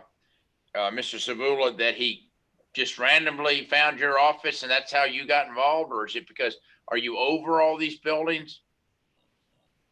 I'm in charge of all the buildings, yes. And I don't know if it's just circumstance that where he got to my office, or he was you know, there was an arrest and then he went to jail, and then he came back and he broke in for a long time and he was arrested. Then he got out and then he came back again. There was a circumstance where he said and would tell people that this is his building. He lives here. He works here. And I don't know if it started by him randomly getting into my office, or if he wanted, you know, some sort of some sort of validation for me that I ran the building and that he worked here. I don't know. I couldn't say, but were your children home when he came there, or you sent your family away? My children left literally 5 or 10 minutes with my wife right before he got there. How old are these young men? They're 14 and they were 16 and 13 at the time. So they're not too young. This is over with. This is going to stop. Okay. And this man and his company and his family are not going to be harassed. They're not going to be tracked. They're not going to be defrauded. So if I grant this break and Mr. Savula or America's Marts or his family or his boys or anything is harassed, or we're trying to buy airline tickets with his credit cards and Sky Miles or anything like that, then it's not going to be dealt with easily and with 1 ounce of mercy. Thank you, Judge. So I'm very concerned about this victim. I'm very concerned about his family. I'm very concerned about his employer, and nobody should have to put up with this. And I'm sympathetic to people with mental health issues, because we've all been touched by that in our families and friends and loved ones. But this is going to stop. Does his family have any idea how this mental illness suddenly set in? It appears that it dramatically and acutely set in. Does he? I want to talk to his parents. Right, Ms. Akinde, could you just tell the judge a little bit about what you do for a living, and then talk to the judge about your son and about how you think this came about and where we can go from here? Thank you, Your Honor, and thank you so much, Mr. Sabula. Thank you. We so much appreciate you, and we know that in everything is very, very hard. My name is Buki Akinde. I am a nurse by profession. We know much about mental illness, and most of the time it starts, sudden starts of mental illness. So some people it runs in their family, but to my knowledge, as of to date, we do not know. But we sure do notice some irrational behaviors in my son, and we approach him, and that was the reason why he left home. Okay, and when he was 17, we took him to a psychologist who said he needed help with focusing. He's a very, very intelligent guy, and he has great future ahead of him. And as of today, I and my husband, we still believe that with the help of God, he's going to turn around. We do not taunt anybody's life, but I just want the judge to please have mercy and see that this is an underlying condition. He's not doing it on purpose. And so many people, and it became a concern that I have to voice over and over, that I have to say he needs help, because it is not normal for somebody to be going to the same place and being arrested over and over. How old is he now? He is 24, sir. 25. I will note that none of these crimes are violent. Is that agreeable, Mr. Short and Miss Chenault? That's correct, Judge. Yes, Judge. The alarming and disconcerting thing the most about all this is obviously he keeps coming back to the same location and the same gentleman, Mr. Savula, but that he went to Mr. Savula's house, and I guess not even Mr. Savula knows what the intention was there. Do you? I do not, Judge. I asked him when he got there, and I don't know what his plans were when he got there. And I will agree that I don't feel that he's a violent person, but I feel that he's very manipulative, and I don't know what his intention was to come to my house or why it was so important to steal a car to get there immediately after getting to jail. So there's, obviously there's things that just don't make sense, and I guess we can all agree on that. Now, how long has he been in jail, Miss Woods? 311 days. Have you heard from him, Mr. Savula, from the jail? The only thing that any kind of things that have only happened were at the very beginning, about 2 months in, there was a couple charges on a credit card that I knew that he had, that I left open to see where he was buying some music or something online. I don't know how he had access in jail to that. And then I just closed everything down since then. So no, outside of a couple small charges that weren't much, I have not had any, I've not heard from him. So you've taken all the steps to protect your finances? I have, and I purposely left a card open. I closed everything down, but I purposely left a card open that I knew he had, honestly, Judge, so that I could kind of track him, because the second he got out last time, he used the card to pay for Uber to go from jail to America's Mart. Remind me again, Mr. Savula, how you knew he was coming to your house.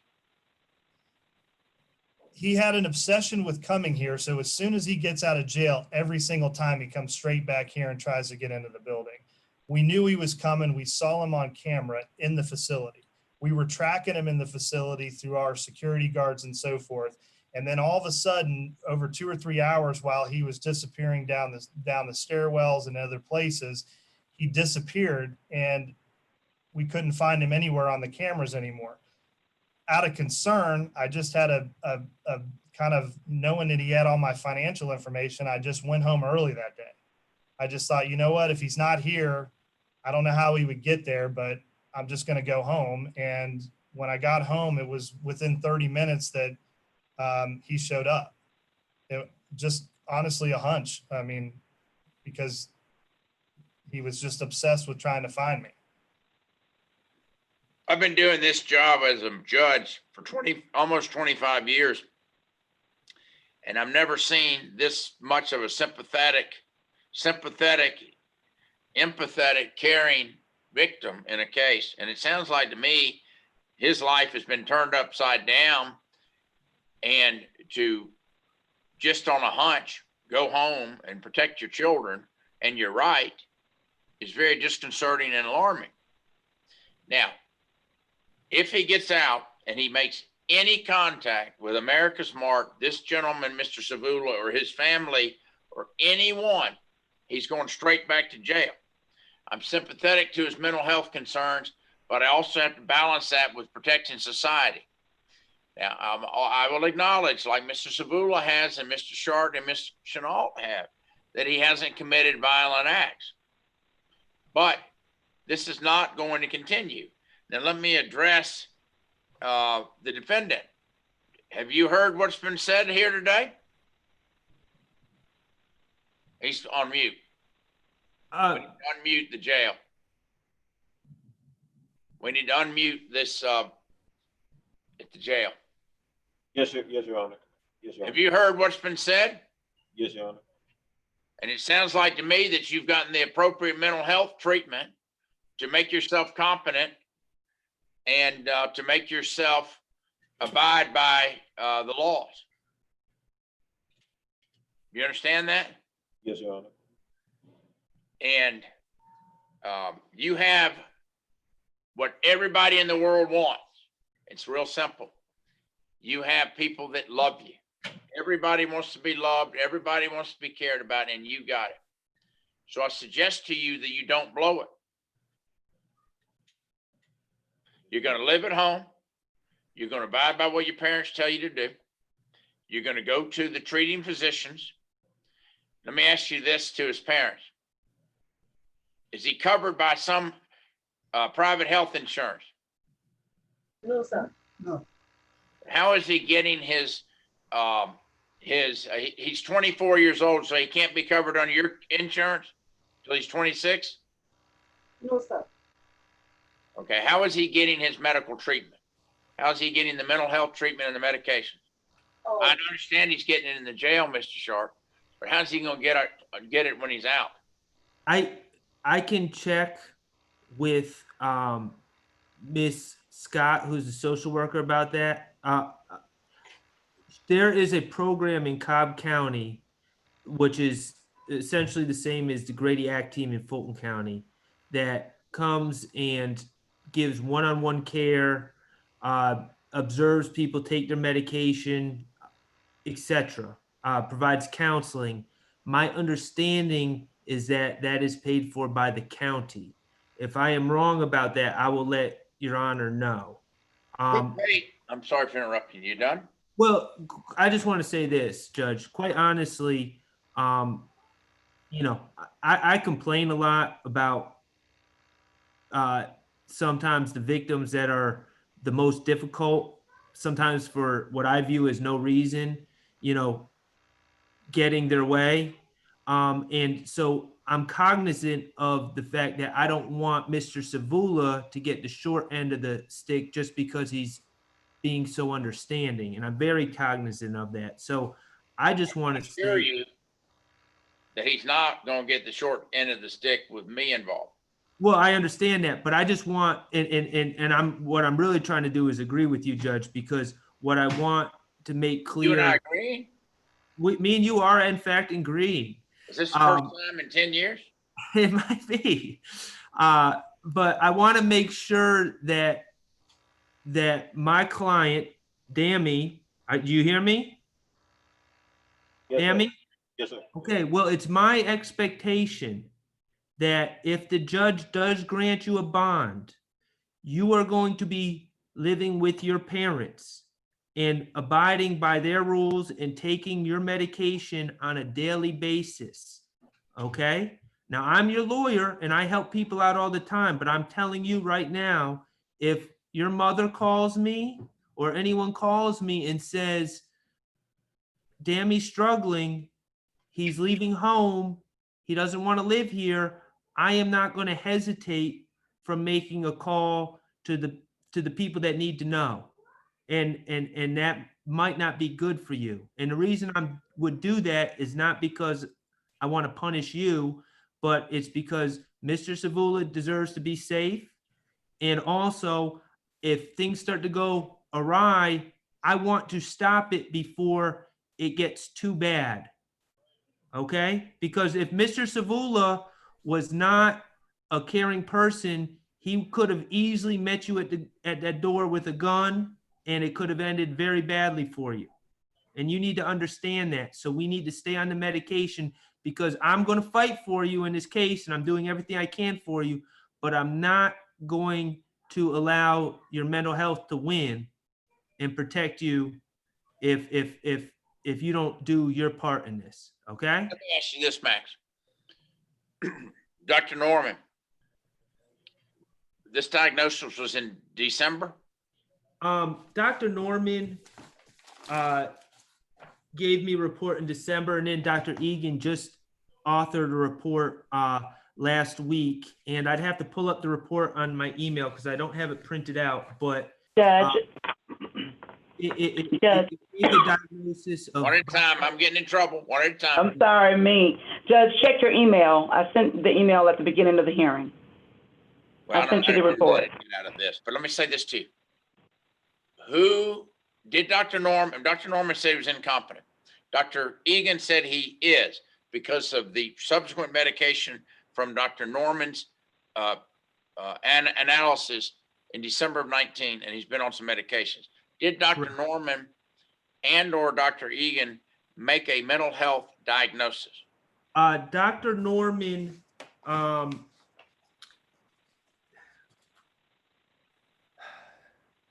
going to tell you that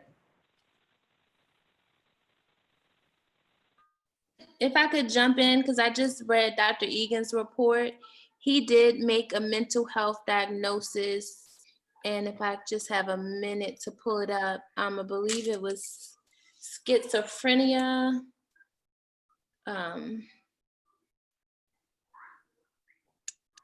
Schizoaffective disorder and bipolar type, Judge, with the diagnosis in the latest report. So, Judge, initially, this is what Dr. Norman said. Mr. Akinde described his mood as okay. His affect was of normal range. However, he displayed inappropriate smiling and laughing, which is consistent with what I observed. He was clearly responding to internal stimuli consistent with auditory hallucinations. He openly denied auditory hallucinations, but somewhat acknowledged hearing comedian content.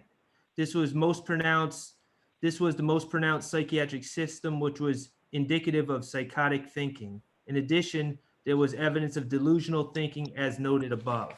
And Dr. Egan actually discussed the possibility of malingering. And the thing about Dammy is he's always wanted to deal with this case and has always wanted to be competent. So this isn't a situation of malingering at all. That's been ruled out by all the psychiatrists. His mental health is real. And if anything, Dammy has tried to minimize it in the past as opposed to emphasize it. So well, I'm hoping he has some insight now, and I think he does, but I hope Dammy has some insight into his mental health and understands that the medicine that he's been given to the jail, by the jail, is important, is going to be necessary moving forward.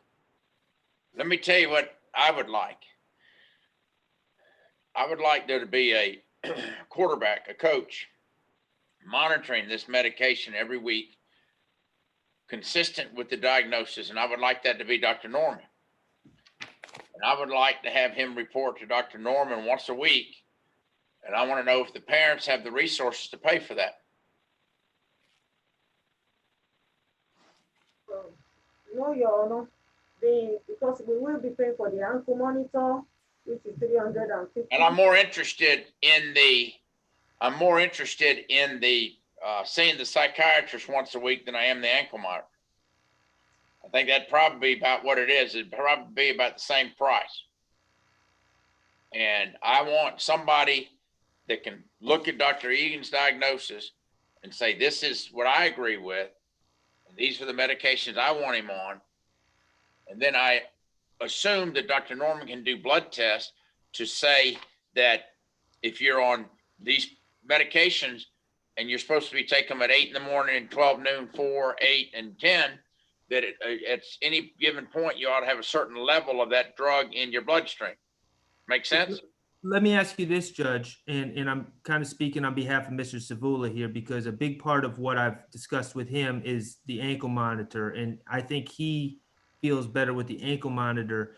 Is there, Judge, and I don't know this, do you have the power as the Superior Court judge to order the ankle monitor, but order the county to pay for it, which would open up the I do findings? believe that I have the power to order the medical evaluations since he's represented by the public defender. Oh, I see. I do believe that I can order. So let's do this.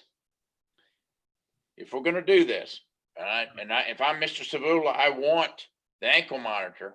I do. But if we're not taking the medication appropriately, then the ankle monitor is a Band-Aid. We agree, Mr. Savula? I mean, I do have some concerns that this could potentially be after the fact. I don't know what supervision he has if his mother and father are at work all day and that he lives in very close proximity. His parents live in very close proximity to me is something that's very concerning to me. So like I said, I'm not looking for a lot of things here. I just want to make sure that if he's not at home, I know where he is. Yes, Judge, and I apologize. I'm nursing, so I had to take my video off, but I'm here.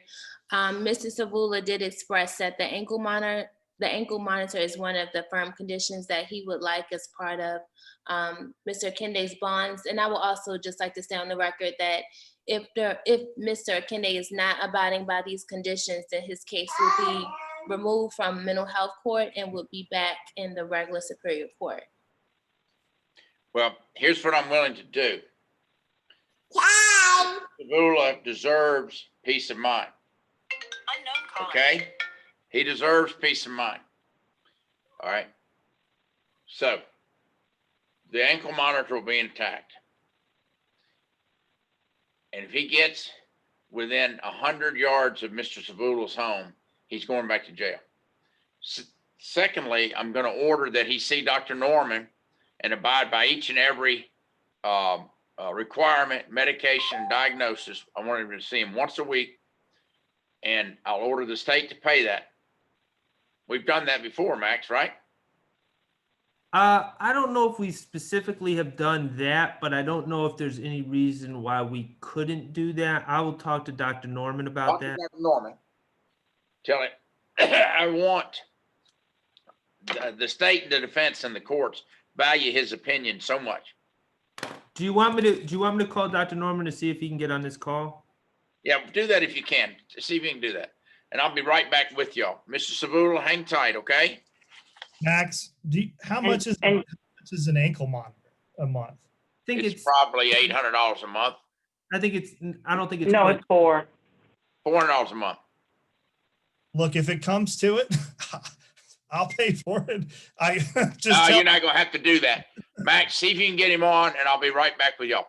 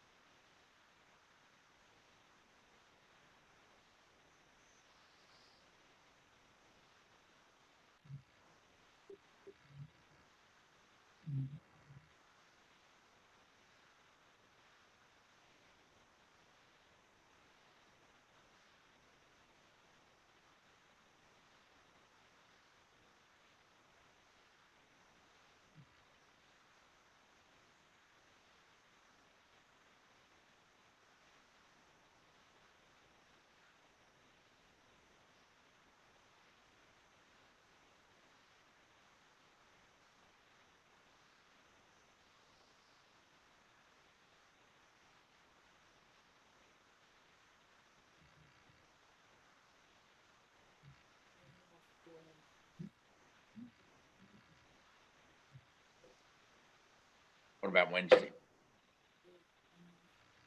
Huh? Oh, yeah.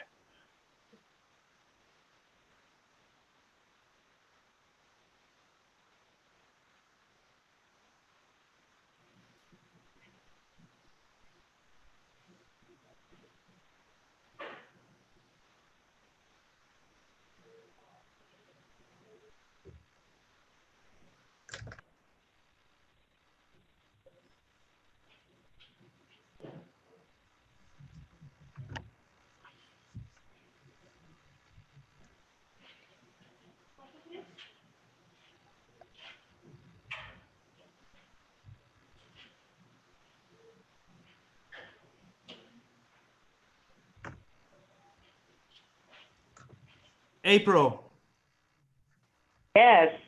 can you send Dr. Norman the Zoom link, please? Yes, I can. Can I talk? I need to talk to you too. All right. Okay. Well, All right. I got Dr. Norman on the phone. He's going to his computer.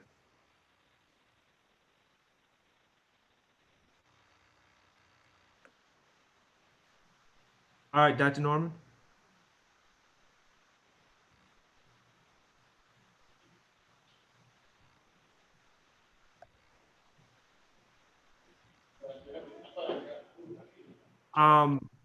April, Miss Woods. Yes. All right. Where do you need to talk to me? On my Do phone? you need to just check your text messages? I'm on the phone right now with Mr. Belair. Yeah, the real Belair.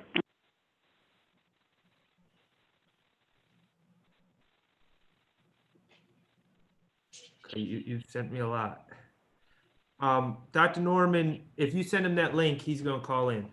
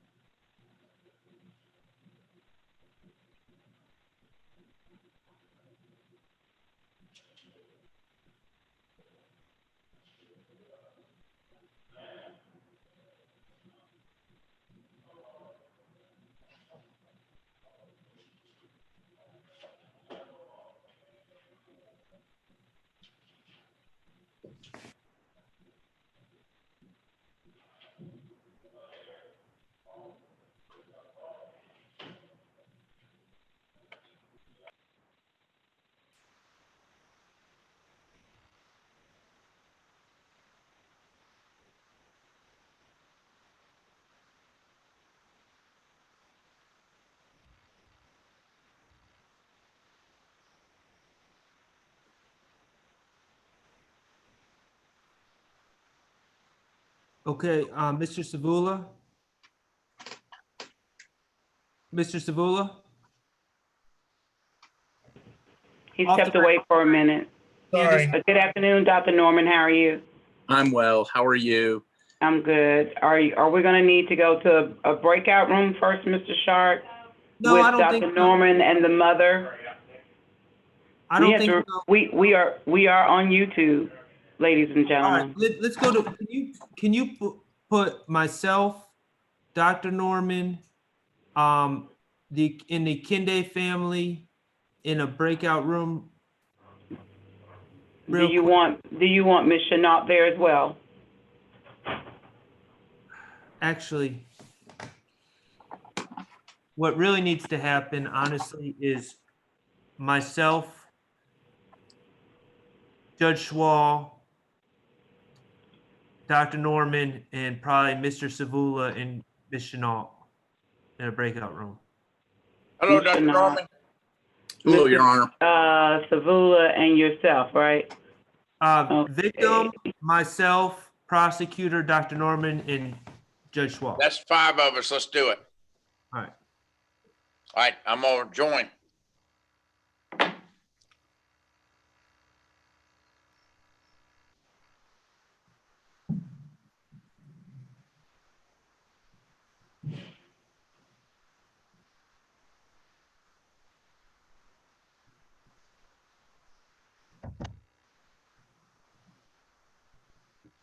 Is this the breakout room?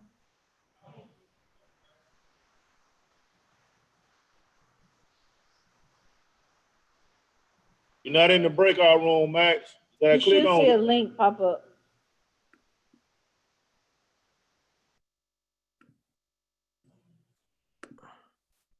Gotcha.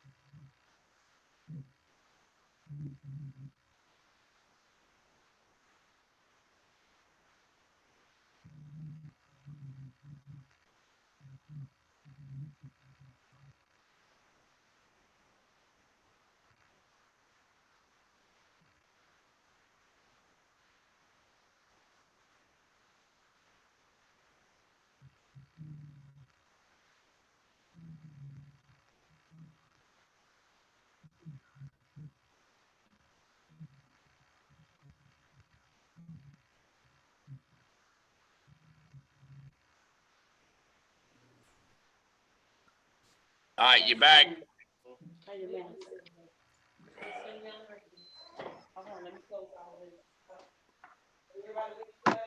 Everybody's here. All right, now.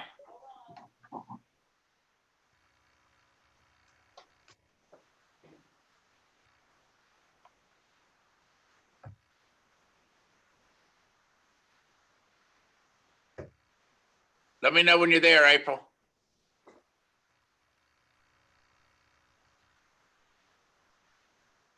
Looks like we're missing Max too. Oh, there's Max.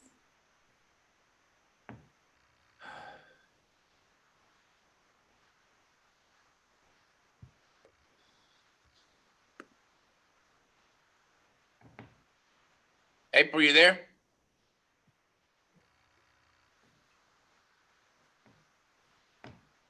Yes, sir. All right. We had a discussion for the record with Dr. Norman, Mr. Savula, Ms. Chenault, Mr. Shart, and the court. And here's what we came up with, Mr. Akinde. You're going to be on house arrest. Your parents will pay for an ankle monitor. The house arrest will allow you to go to Dr. Norman's or any other medical appointments. You will live at home with your parents. If you leave your house other than going to Dr. Norman's, you'll be back in jail. Dr. Norman is going to be in charge of your medical treatment. He's going to be aware of Dr. Eaton's letter of June 10th, 2020, wherein Dr. Norman makes a diagnosis, among other things, that you're competent, and he makes some mental health diagnoses, and you're put on medications. Dr. Norman is aware of those two medications and says one of them is pennies on the pill, and one of them he's possibly certain that that one has a generic. So the parents will be responsible for getting the pills. Dr. Norman will determine the length and duration of the appointments, whether it's once a week or a month. And if Dr. Norman is convinced that the medications are therapeutic and that the defendant, the patient, is doing what he's supposed to be doing, and that the pills, the medications are working, then he will not order expensive, complicated blood tests to make sure the medication is being taken in accordance with the medical doctor's direction. Now, also in the order will be, we're on the record here, will be that Mr. Akinde will waive his Dr. patient privilege under the law with regards to his parents, the court, Ms. Chenault on behalf of the state, and Mr. Short on behalf of the defendant. Do you understand that, Mr. Akinde? Yes, Your Honor. Do you understand everything I've just said? Yes, Your Honor. All right, now this is time to get it right. I've never seen a victim this willing to try to help you. Okay? And we're going out on a limb and we're giving you a break.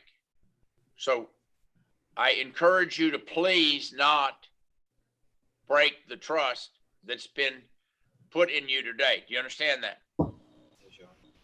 So the bond will be $10,000 each count, signature bond. Pursuant to this court order, the parents will be responsible for the medications, and the parents will be responsible for getting him to and from Dr. Norman. The parents will be responsible for the ankle monitor. I want to make sure, Ms. Chenault, that Mr. Savula knows how to find you and y'all can communicate. And I assume that the ankle monitor provider would provide results of that directly to Ms. Chenault. And I want it to be provided to Dr. Norman too. Okay?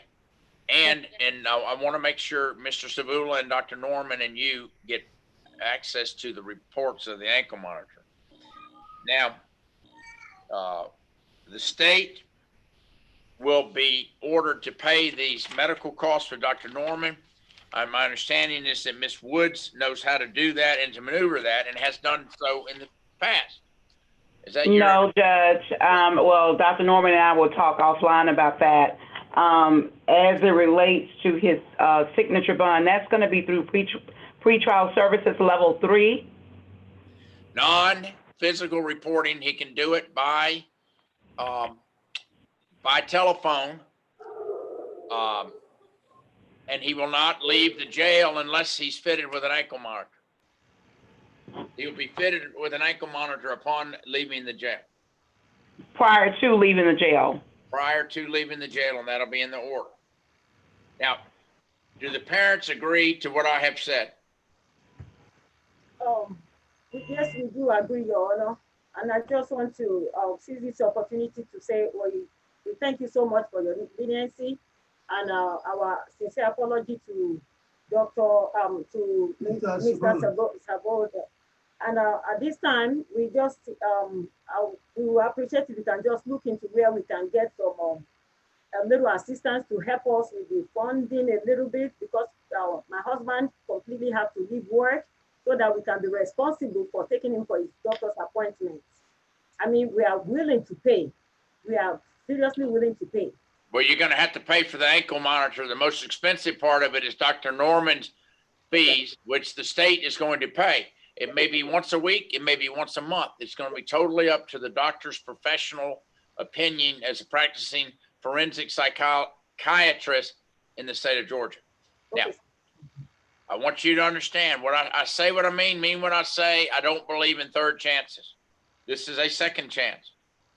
And Mr. Akinde, you will live at home with your parents. You will abide by what they have to say. And it's incumbent upon you as parents to report to Mr. Short and Miss Chenault and Miss Woods if there's any deviation from the order of the court. Do you understand that? Yes. All right. I believe that we have thoroughly perfected the record in this case. I wish the family well. Mr. Savula, I wish you well. Thank you.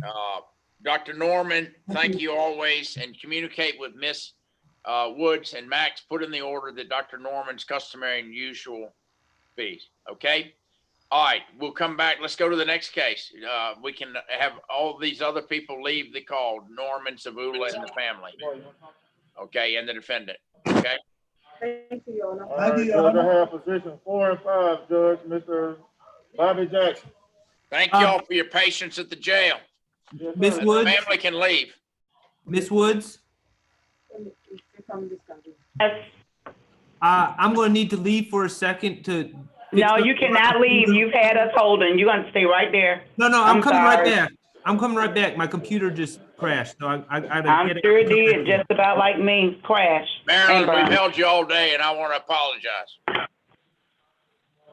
Oh, thanks for that, Judge, but no apology necessary. You know I love it. All right. Is this a negotiated plea? It is not, Your Honor. All right, Ms. Chenault, Judge. tell me about Mr. Bobby Lee Jackson, who is present. Yes, Judge. Pull up my notes. Mr. Jackson has 2 cases on the calendar. They're both shoplifting. He has a 19 SC 173913.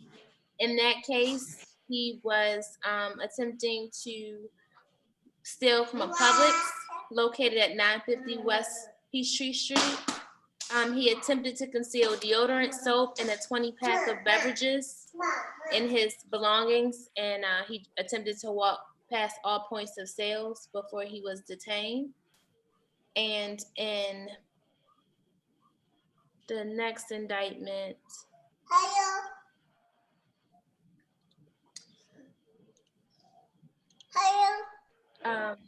he was trying to steal cigarettes and multiple bottled drinks from a Circle K, also in Fulton County.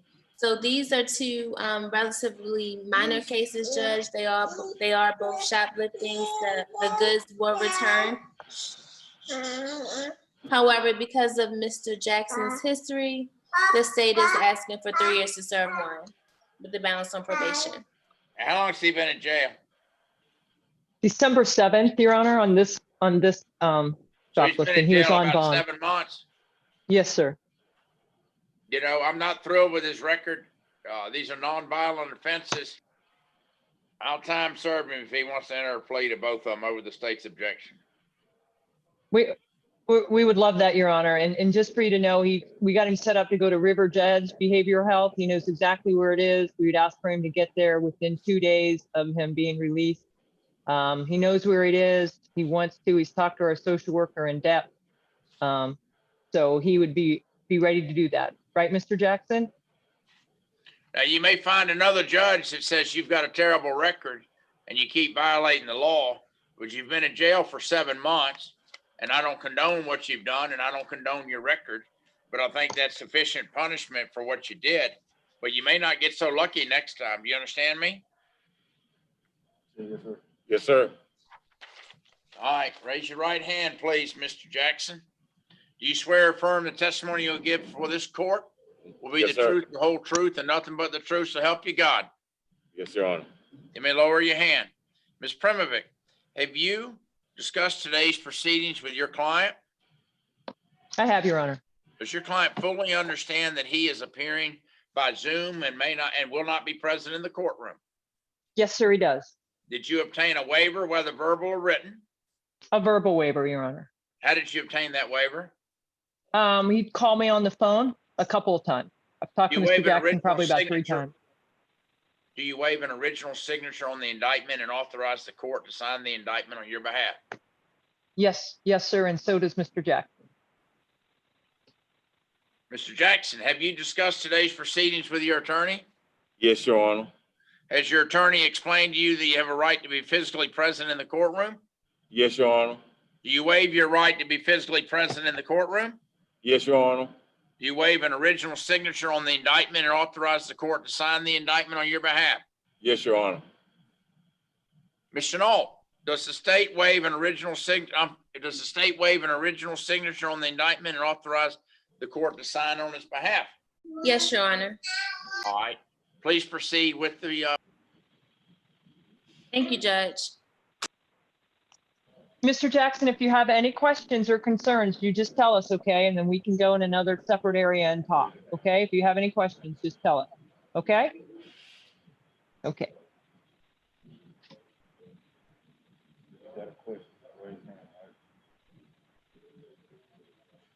Okay, Mr. Jackson, are you ready? Yes. Yes. Please state your true, correct, and legal name. Bobby L. Jackson. Are you also known as Bobby Lee Jackson? Yes, ma'am. Are you at this time taking or under the influence of any alcohol, drugs, or medicine? No, ma'am. Is there any medication that you normally take that you haven't been given today? No, ma'am. How old are you? 50. How far have you gone to school? I graduated. Graduated high school? Yes, ma'am. Are you able to read, write, and understand English? Yes, ma'am. Do you understand that you're being charged with theft by shoplifting in both the indictments I mentioned? Yes, ma'am.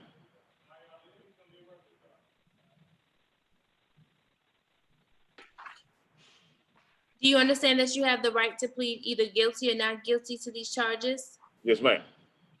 Do you understand that if you plead not guilty or remain silent, you may receive a jury trial? Yes, ma'am. Have you had enough time to speak with your lawyer, Ms. Primovich, about all Yes. the facts and circumstances known to you regarding the charges in these indictments? Yes, ma'am.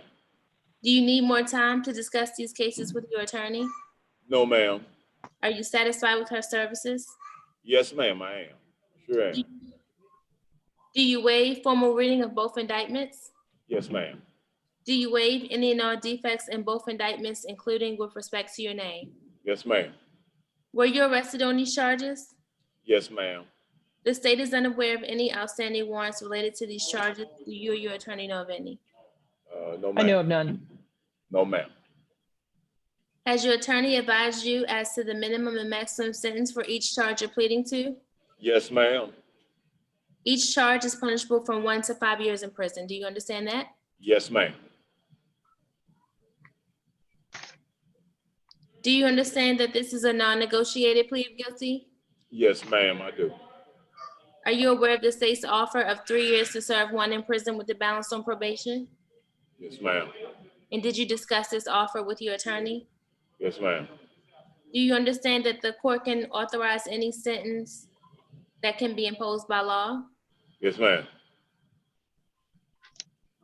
Do you understand that if you're currently on probation or parole, your probation or parole may be revoked based on you entering a plea of guilty today? Yes, ma'am. And I don't know of any probations, but Ms. Clark, do you see any open probations for this defendant? No, ma'am, he has nothing open. Thank you. Do you understand that if you're placed on probation of any kind, you cannot violate any criminal laws of any governmental unit or any special conditions of probation without being subject to having the balance revoked? Yes, ma'am. Do you understand that you're not allowed to use or possess a firearm while you're on probation? Yes, ma'am. Do you understand that if you're not a United States citizen, a guilty plea conviction will affect your immigration status? Yes, ma'am. Do you understand that there may be other adverse or unfavorable consequences as a result of this guilty plea conviction? Yes, ma'am. For example, your guilty plea may affect your right to vote, the right to hold public office, the right to serve on a jury, the right to obtain a passport, the right to receive, possess, or transport a firearm, or the ability to obtain employment. Do you understand these rights? Yes, ma'am. And you understand that they may be impacted by you pleading guilty today? Yes, ma'am.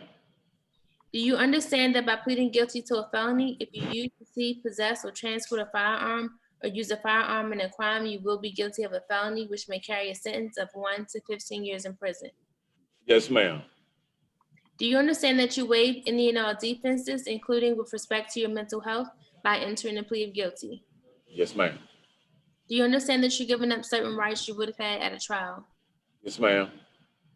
Those rights include the right to a trial by jury, the right to remain silent, the right to confront witnesses, the right to the assistance of counsel, the right to the presumption of innocence, the right to testify, the right to subpoena witnesses, the right to have the charges against you proved beyond a reasonable doubt, and the right to appeal if convicted of these charges after a trial. You Yes, understand ma'am. those rights? Yes, ma'am. And you understand that you've given them up today by pleading guilty? Yes, ma'am. Has anyone forced, threatened, or promised you anything to get you to enter into a guilty plea? No, ma'am. Is your decision to waive these rights and enter a guilty plea because you are in fact guilty? Yes, ma'am. How do you plead to the charge of theft by shoplifting in indictment number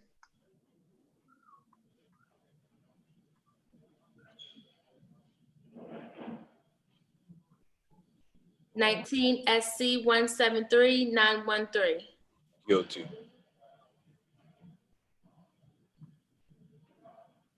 And how do you plead to the charge of theft by shoplifting and indictment number? I'm sorry, and there's two other additional charges. There's theft by shoplifting, possession of methamphetamine, and possession and use of drug-related objects. And that's in indictment number 19 SC 173848. Guilty. Are these guilty pleas freely and voluntarily given with full knowledge of the charges against you? Yes, ma'am. Do you understand that you may only have a limited right to appeal this guilty plea conviction? Yes, ma'am. Do you understand that you only have 4 years from today for a felony and 12 months from today for a misdemeanor to file a habeas corpus petition challenging whether these pleas were voluntary? Yes, ma'am. Thank you.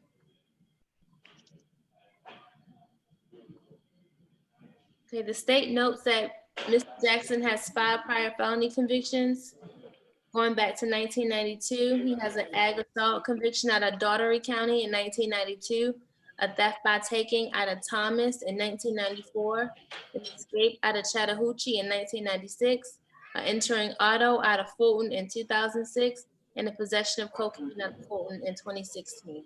Yes, Nothing ma'am. further from the state at this time.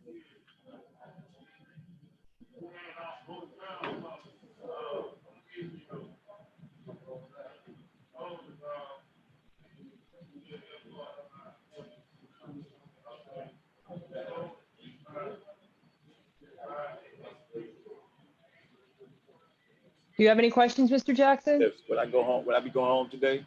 Well, we're going to find out. We're hoping so. Maybe tomorrow. Okay. The judge will, I think that's what the judge says he's going to do, but we're going to wait for the Let me judge, go home okay? tomorrow. Okay. We're hoping. Tomorrow. You remember where that River's Edge behavioral health place is, right? We Yes, talked ma'am. about? I do. Okay. Yes, ma'am. I do. Thank you Okay. so much. Yes, Okay, and you ma'am. got to go there, get your meds and your counseling, right? Yes, ma'am. Okay. Thank you so much. Okay.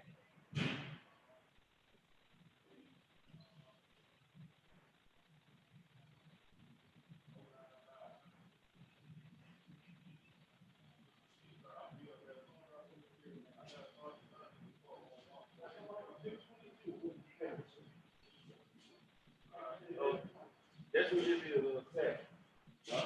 Frank.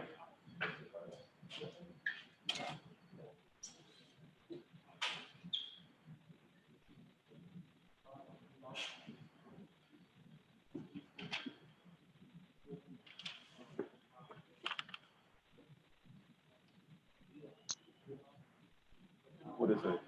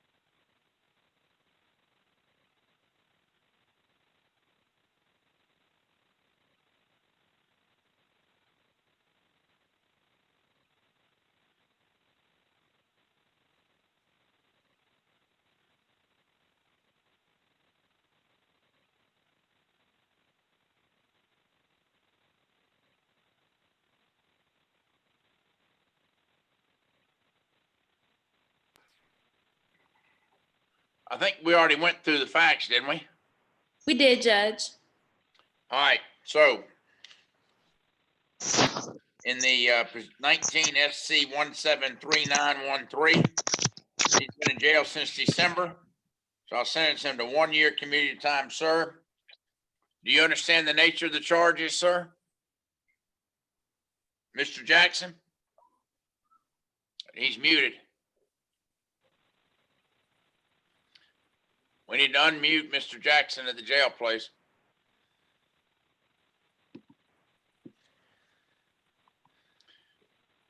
We need to unmute Mr. Jackson. There we go. Mr. Jackson, do you hear me?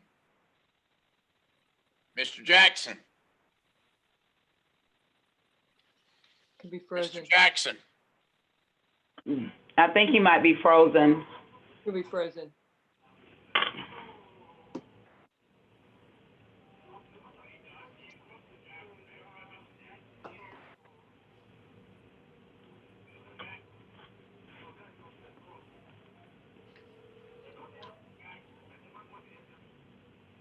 Mr. Jackson. Judge, he's frozen. I'm calling Hoy now to see if we can, I just hung up with her.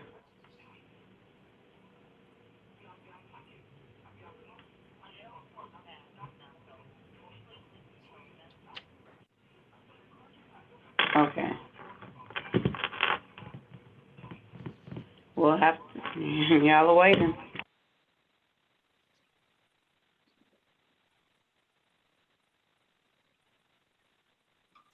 Max, is it possible for you to talk to Lewis while we're waiting on Mr. Jackson? Do you guys in the breakout room? You on mute.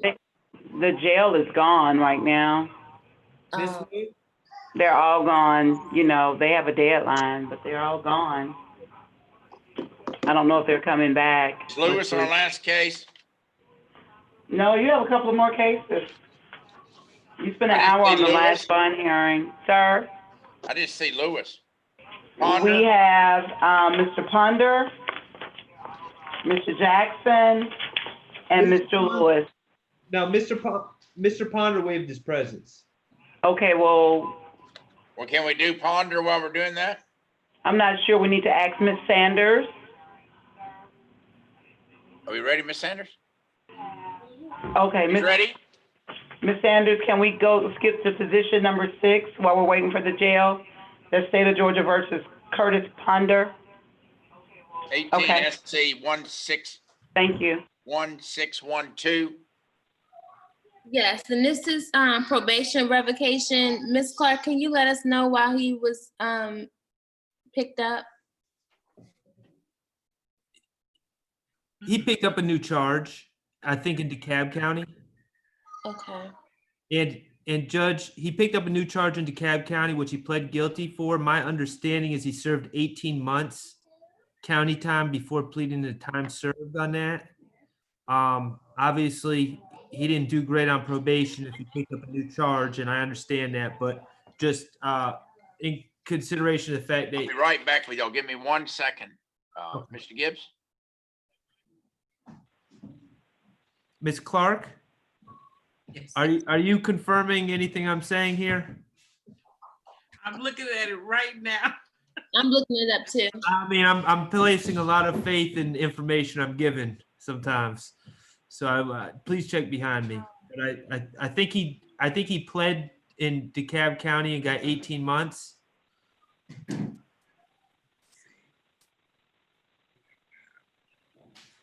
Thank you for the save, Max.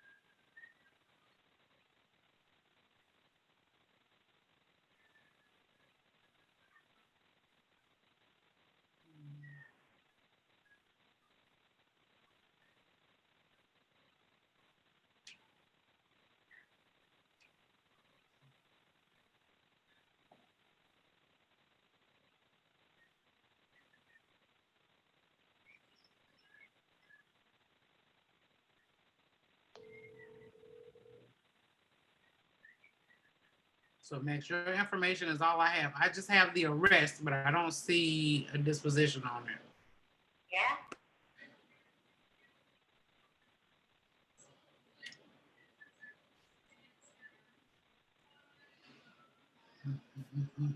All right. Does it show the arrest was like 18 months ago? Yes. It's 30th of last year. Is it? I can't get on Odyssey. Is there any way anyone can check to see if he showed up at the jail from DeKalb County? My understanding is he came straight here from DeKalb County. Let me see.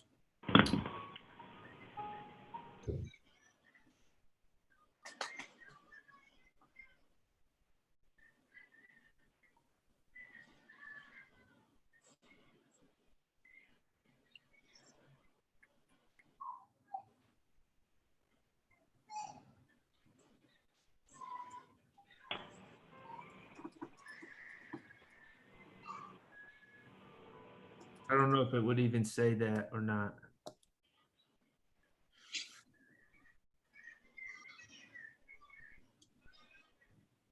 She may not want to be here. And because he doesn't know, they just.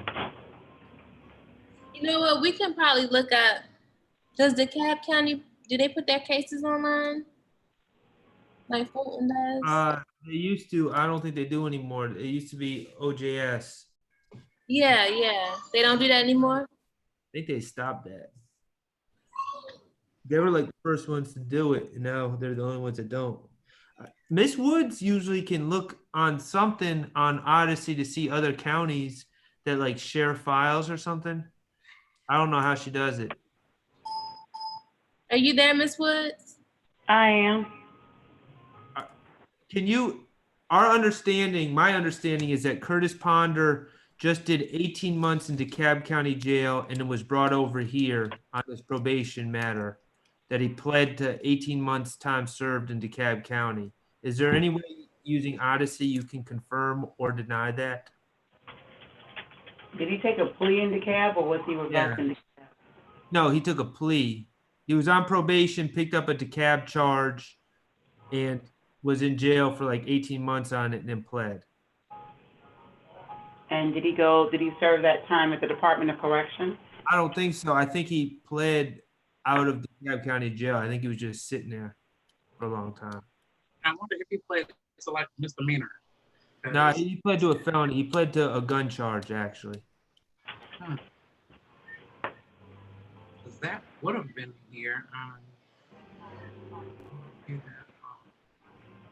What I was told it was.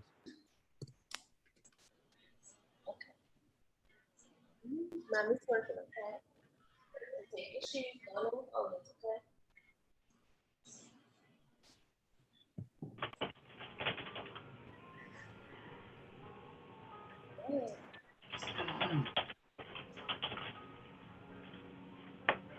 Do you have a case number or anything, Mr. Sharp?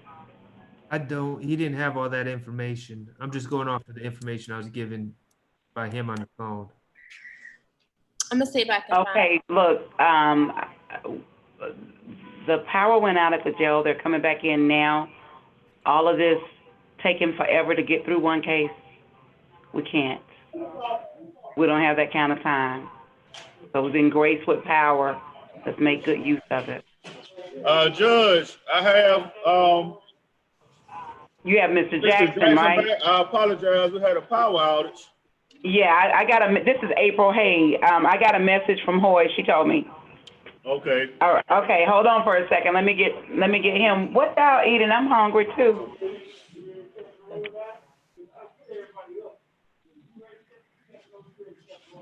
Taper, I think you would rather pass on that meal. I'm just guessing. Go ask what they gave me, right?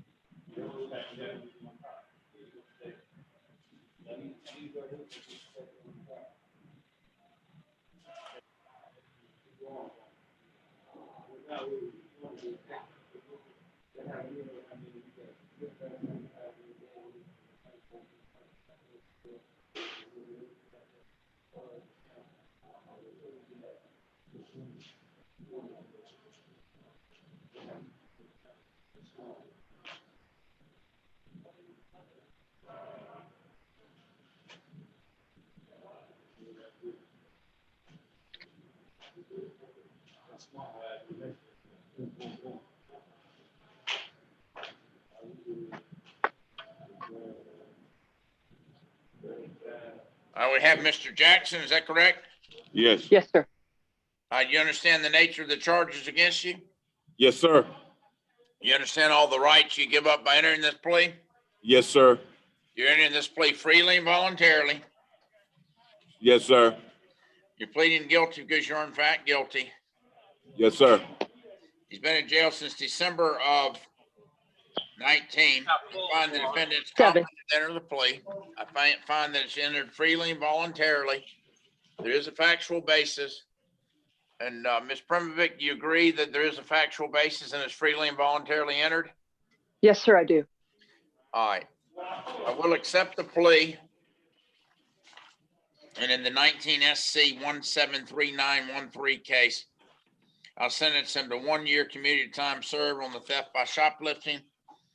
The 19 SC 173848, possession of methamphetamine, 1 year to serve, community time served concurrent with the other case. Count 2, theft by shoplifting, 1 year to serve, concurrent with one and concurrent with the other case, community time served. And the possession and use of drug-related objects is a misdemeanor, 12 months concurrent suspended with this case and the other indictment. All right, we're gonna have to get things in order. Do you understand, Mr. Jackson? Yes, Your Honor. Thank you. All right, good luck. All right, what's next, please, Max? Position number 6. Ponder. Your Honor, that's all the business I have. May I be excused, sir? Absolutely. We've enjoyed seeing you today, and we'll see you tomorrow. That sounds great, Judge. It's always good to see you. You too. Take care. Thank you, Judge. Mr. Ponder. Yes, sir. All right, it is. You were going to waive his presence. I was, and he's been calling me. Mr. Ponder, you're the gentleman that's been calling me, right, today? Yes, sir. Okay, I'm surprised they got him. Okay, so Judge, Mr. Ponder is on probation. He picked up a case about 18 months ago in DeKalb County. Is that correct, Mr. Ponder? Yes, sir. All right, and he pled to that case. He was in jail for approximately 18 months, is my understanding, on that case, and he pled to it to time served. Did you get probation at the end of it, Mr. Ponder? Yes, sir. How much probation? I got 4 years served, one credit for 18 months. And then he told me Ms. Jackson told me I got 2 years left on probation. Oh, okay, so he's apparently has probation in DeKalb County for 2 years. He was being monitored by DeKalb County on this Fulton County probation as well, but obviously he violated it by picking up that charge in DeKalb County. Max, do we know what the Miss Clark? Do you know what the new case in the cab was? Let's see. It was.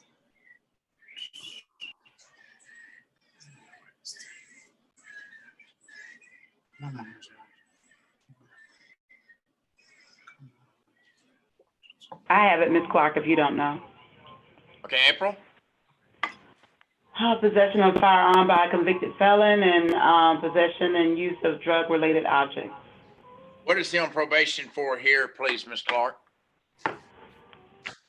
His current probation is possession of firearm by convicted felon, false statements to government, possession of drug-related materials, driving with suspended license, and DUI, misdemeanor. All right, well, it's the same thing he did in the cab. How long did he serve in the cab on the new case? And Judge, I have the new case pulled up. It looks like he just entered this plea March of 2020. So I'm not, I don't see where he served his year yet. He served actually one at a time. He served waiting to dispose of his case. So it was community time served. Okay, yeah, it said he served 1 year, 3 months, and 20 days. And he got credit for time served. I see that now. All right, so he got on the new case, he got a year and 3 months, right? Yes. How much time is left here, Ms. Clark, please? 2 years, 5 months, and 17 days. All right, well, I'm tired of giving out mercy, Mr. Ponder. We're running out of it. So I'm gonna give you, I'm gonna revoke you and consent, I'm gonna revoke and suspend you. Let's get things right. You understand me, Mr. Ponder? Yes, sir. All right. Mr. I want you to go out Ponder. there and be nice to somebody. Because I was nice to you. So I go home today, sir? That's right. I didn't hear you. Yes. Within 72 hours, so we gotta wait to get the documentation, get it uploaded, and get it to the jail. So just be patient with us. We're gonna do that for you, but you will be getting out. I had to report to Fulton County after I leave here? No, you're out. Okay. Mr. Ponder. Yes, Mr. sir. Ponder, you still have probation in DeKalb County, so you still need to go report there, okay? Okay. But, all right, just so the judge knows I'm not crazy when I talk to my clients, what I tell you, no more guns. It has to stop. Right. Okay. Right. All right. Thank you, Judge. Good luck. What else we have, Miss Woods? Anthony Lewis, and I'm getting ready to bring everybody else in. That's in the waiting room. I want you to tell Miss Primovic. We can schedule we will schedule a personal Zoom. We'll get everybody's availability. Yeah, I want to do a personal Zoom. We can talk about going to Judge Whitaker's. It's going to be great. You're going to like her a lot more than you like me.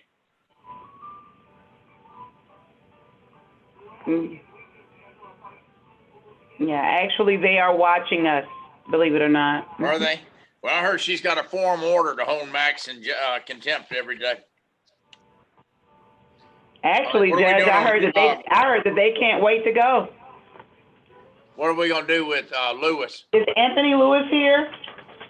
I see courtroom 1, and I'm not sure if courtroom 1 is 5 South. What floor is he on, Ms. Woods? He's on 5 South. Anthony Lewis? Yes, but I see that courtroom 1 is here, so I just assumed that was him. Oh, ma'am, just stand by for me, please. We have to send someone. Yes, ma'am. So he should be Ms. there Woods, momentarily. you see my victim there? Her name is Alexis Rochelle. I let everybody's in. There's nobody in the waiting room. And she was here earlier. Okay. Now I'm not. I see Miss Lewis is here, and there's somebody Galaxy A20. I'm not sure who that is. May I have your name? Sir. Lewis is the last case. Yes, sir. Miss Lewis, can you put on your camera so we can see you?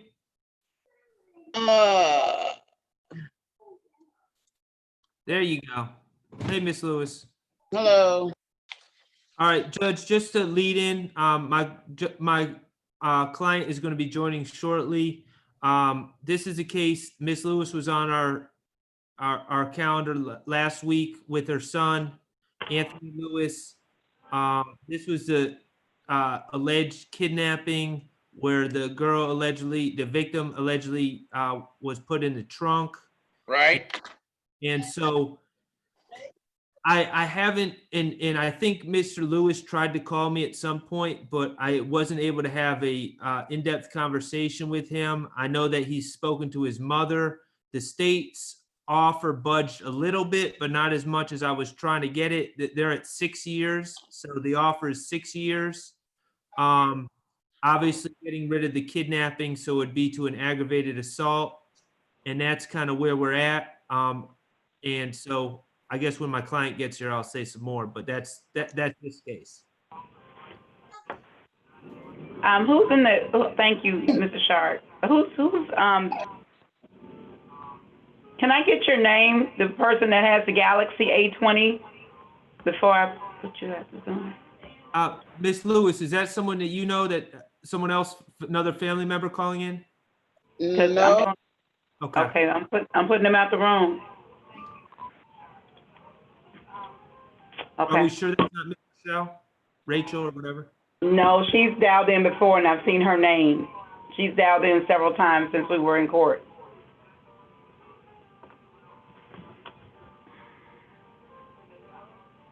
Max, was there any probation on his sentence or just 6 to serve. You told me the 6. I don't know what you and Lauren discussed. I don't know. Oh, I think it was understood that I was trying to get 10 to 5. Okay. So, I mean, in fairness to y'all, I think it's understood that it would be 10 to 6. Okay. Well, is he aware of the negotiations? Is he? No. Is he? Okay, No, 5. no, I'm about to send you a private message. Okay. A chat. I'm about to chat you. Okay.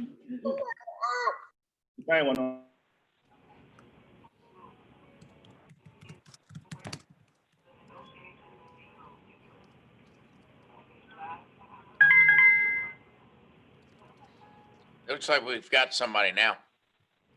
We do, Judge. I'm giving them a second to kind of get it together. Hey, mom, go right down. Yep. I know your mom. Yeah, you're in the right place. Thank you all so much. Thank you. Thank you. Have a seat. All right, this is Mr. Anthony Lewis and his mother. Miss Lewis is on with us. Miss Lewis, did you get a chance to speak to your son? Vaguely, yes.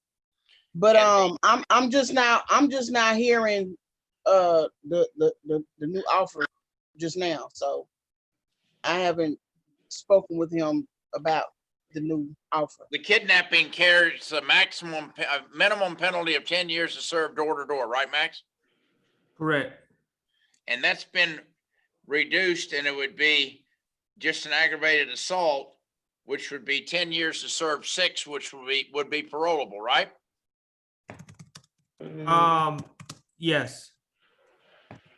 Correct, Ms. Chenault? That's correct, Judge. There's no recidivist at this point.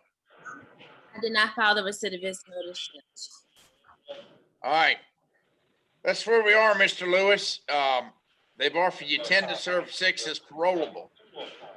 Is that something you want to consider? No, sir. All right, I believe that concludes the calendar for today. I want to thank y'all, and Miss Wood, you can let Mr. Lewis go and Miss Lewis go. Is there a Your phone not working, Mom? I'm sorry? Or your phone not working, Mom? My phone is working. All right, Mr. Lewis. Okay, we're done with the court today, Mr. Lewis. Okay.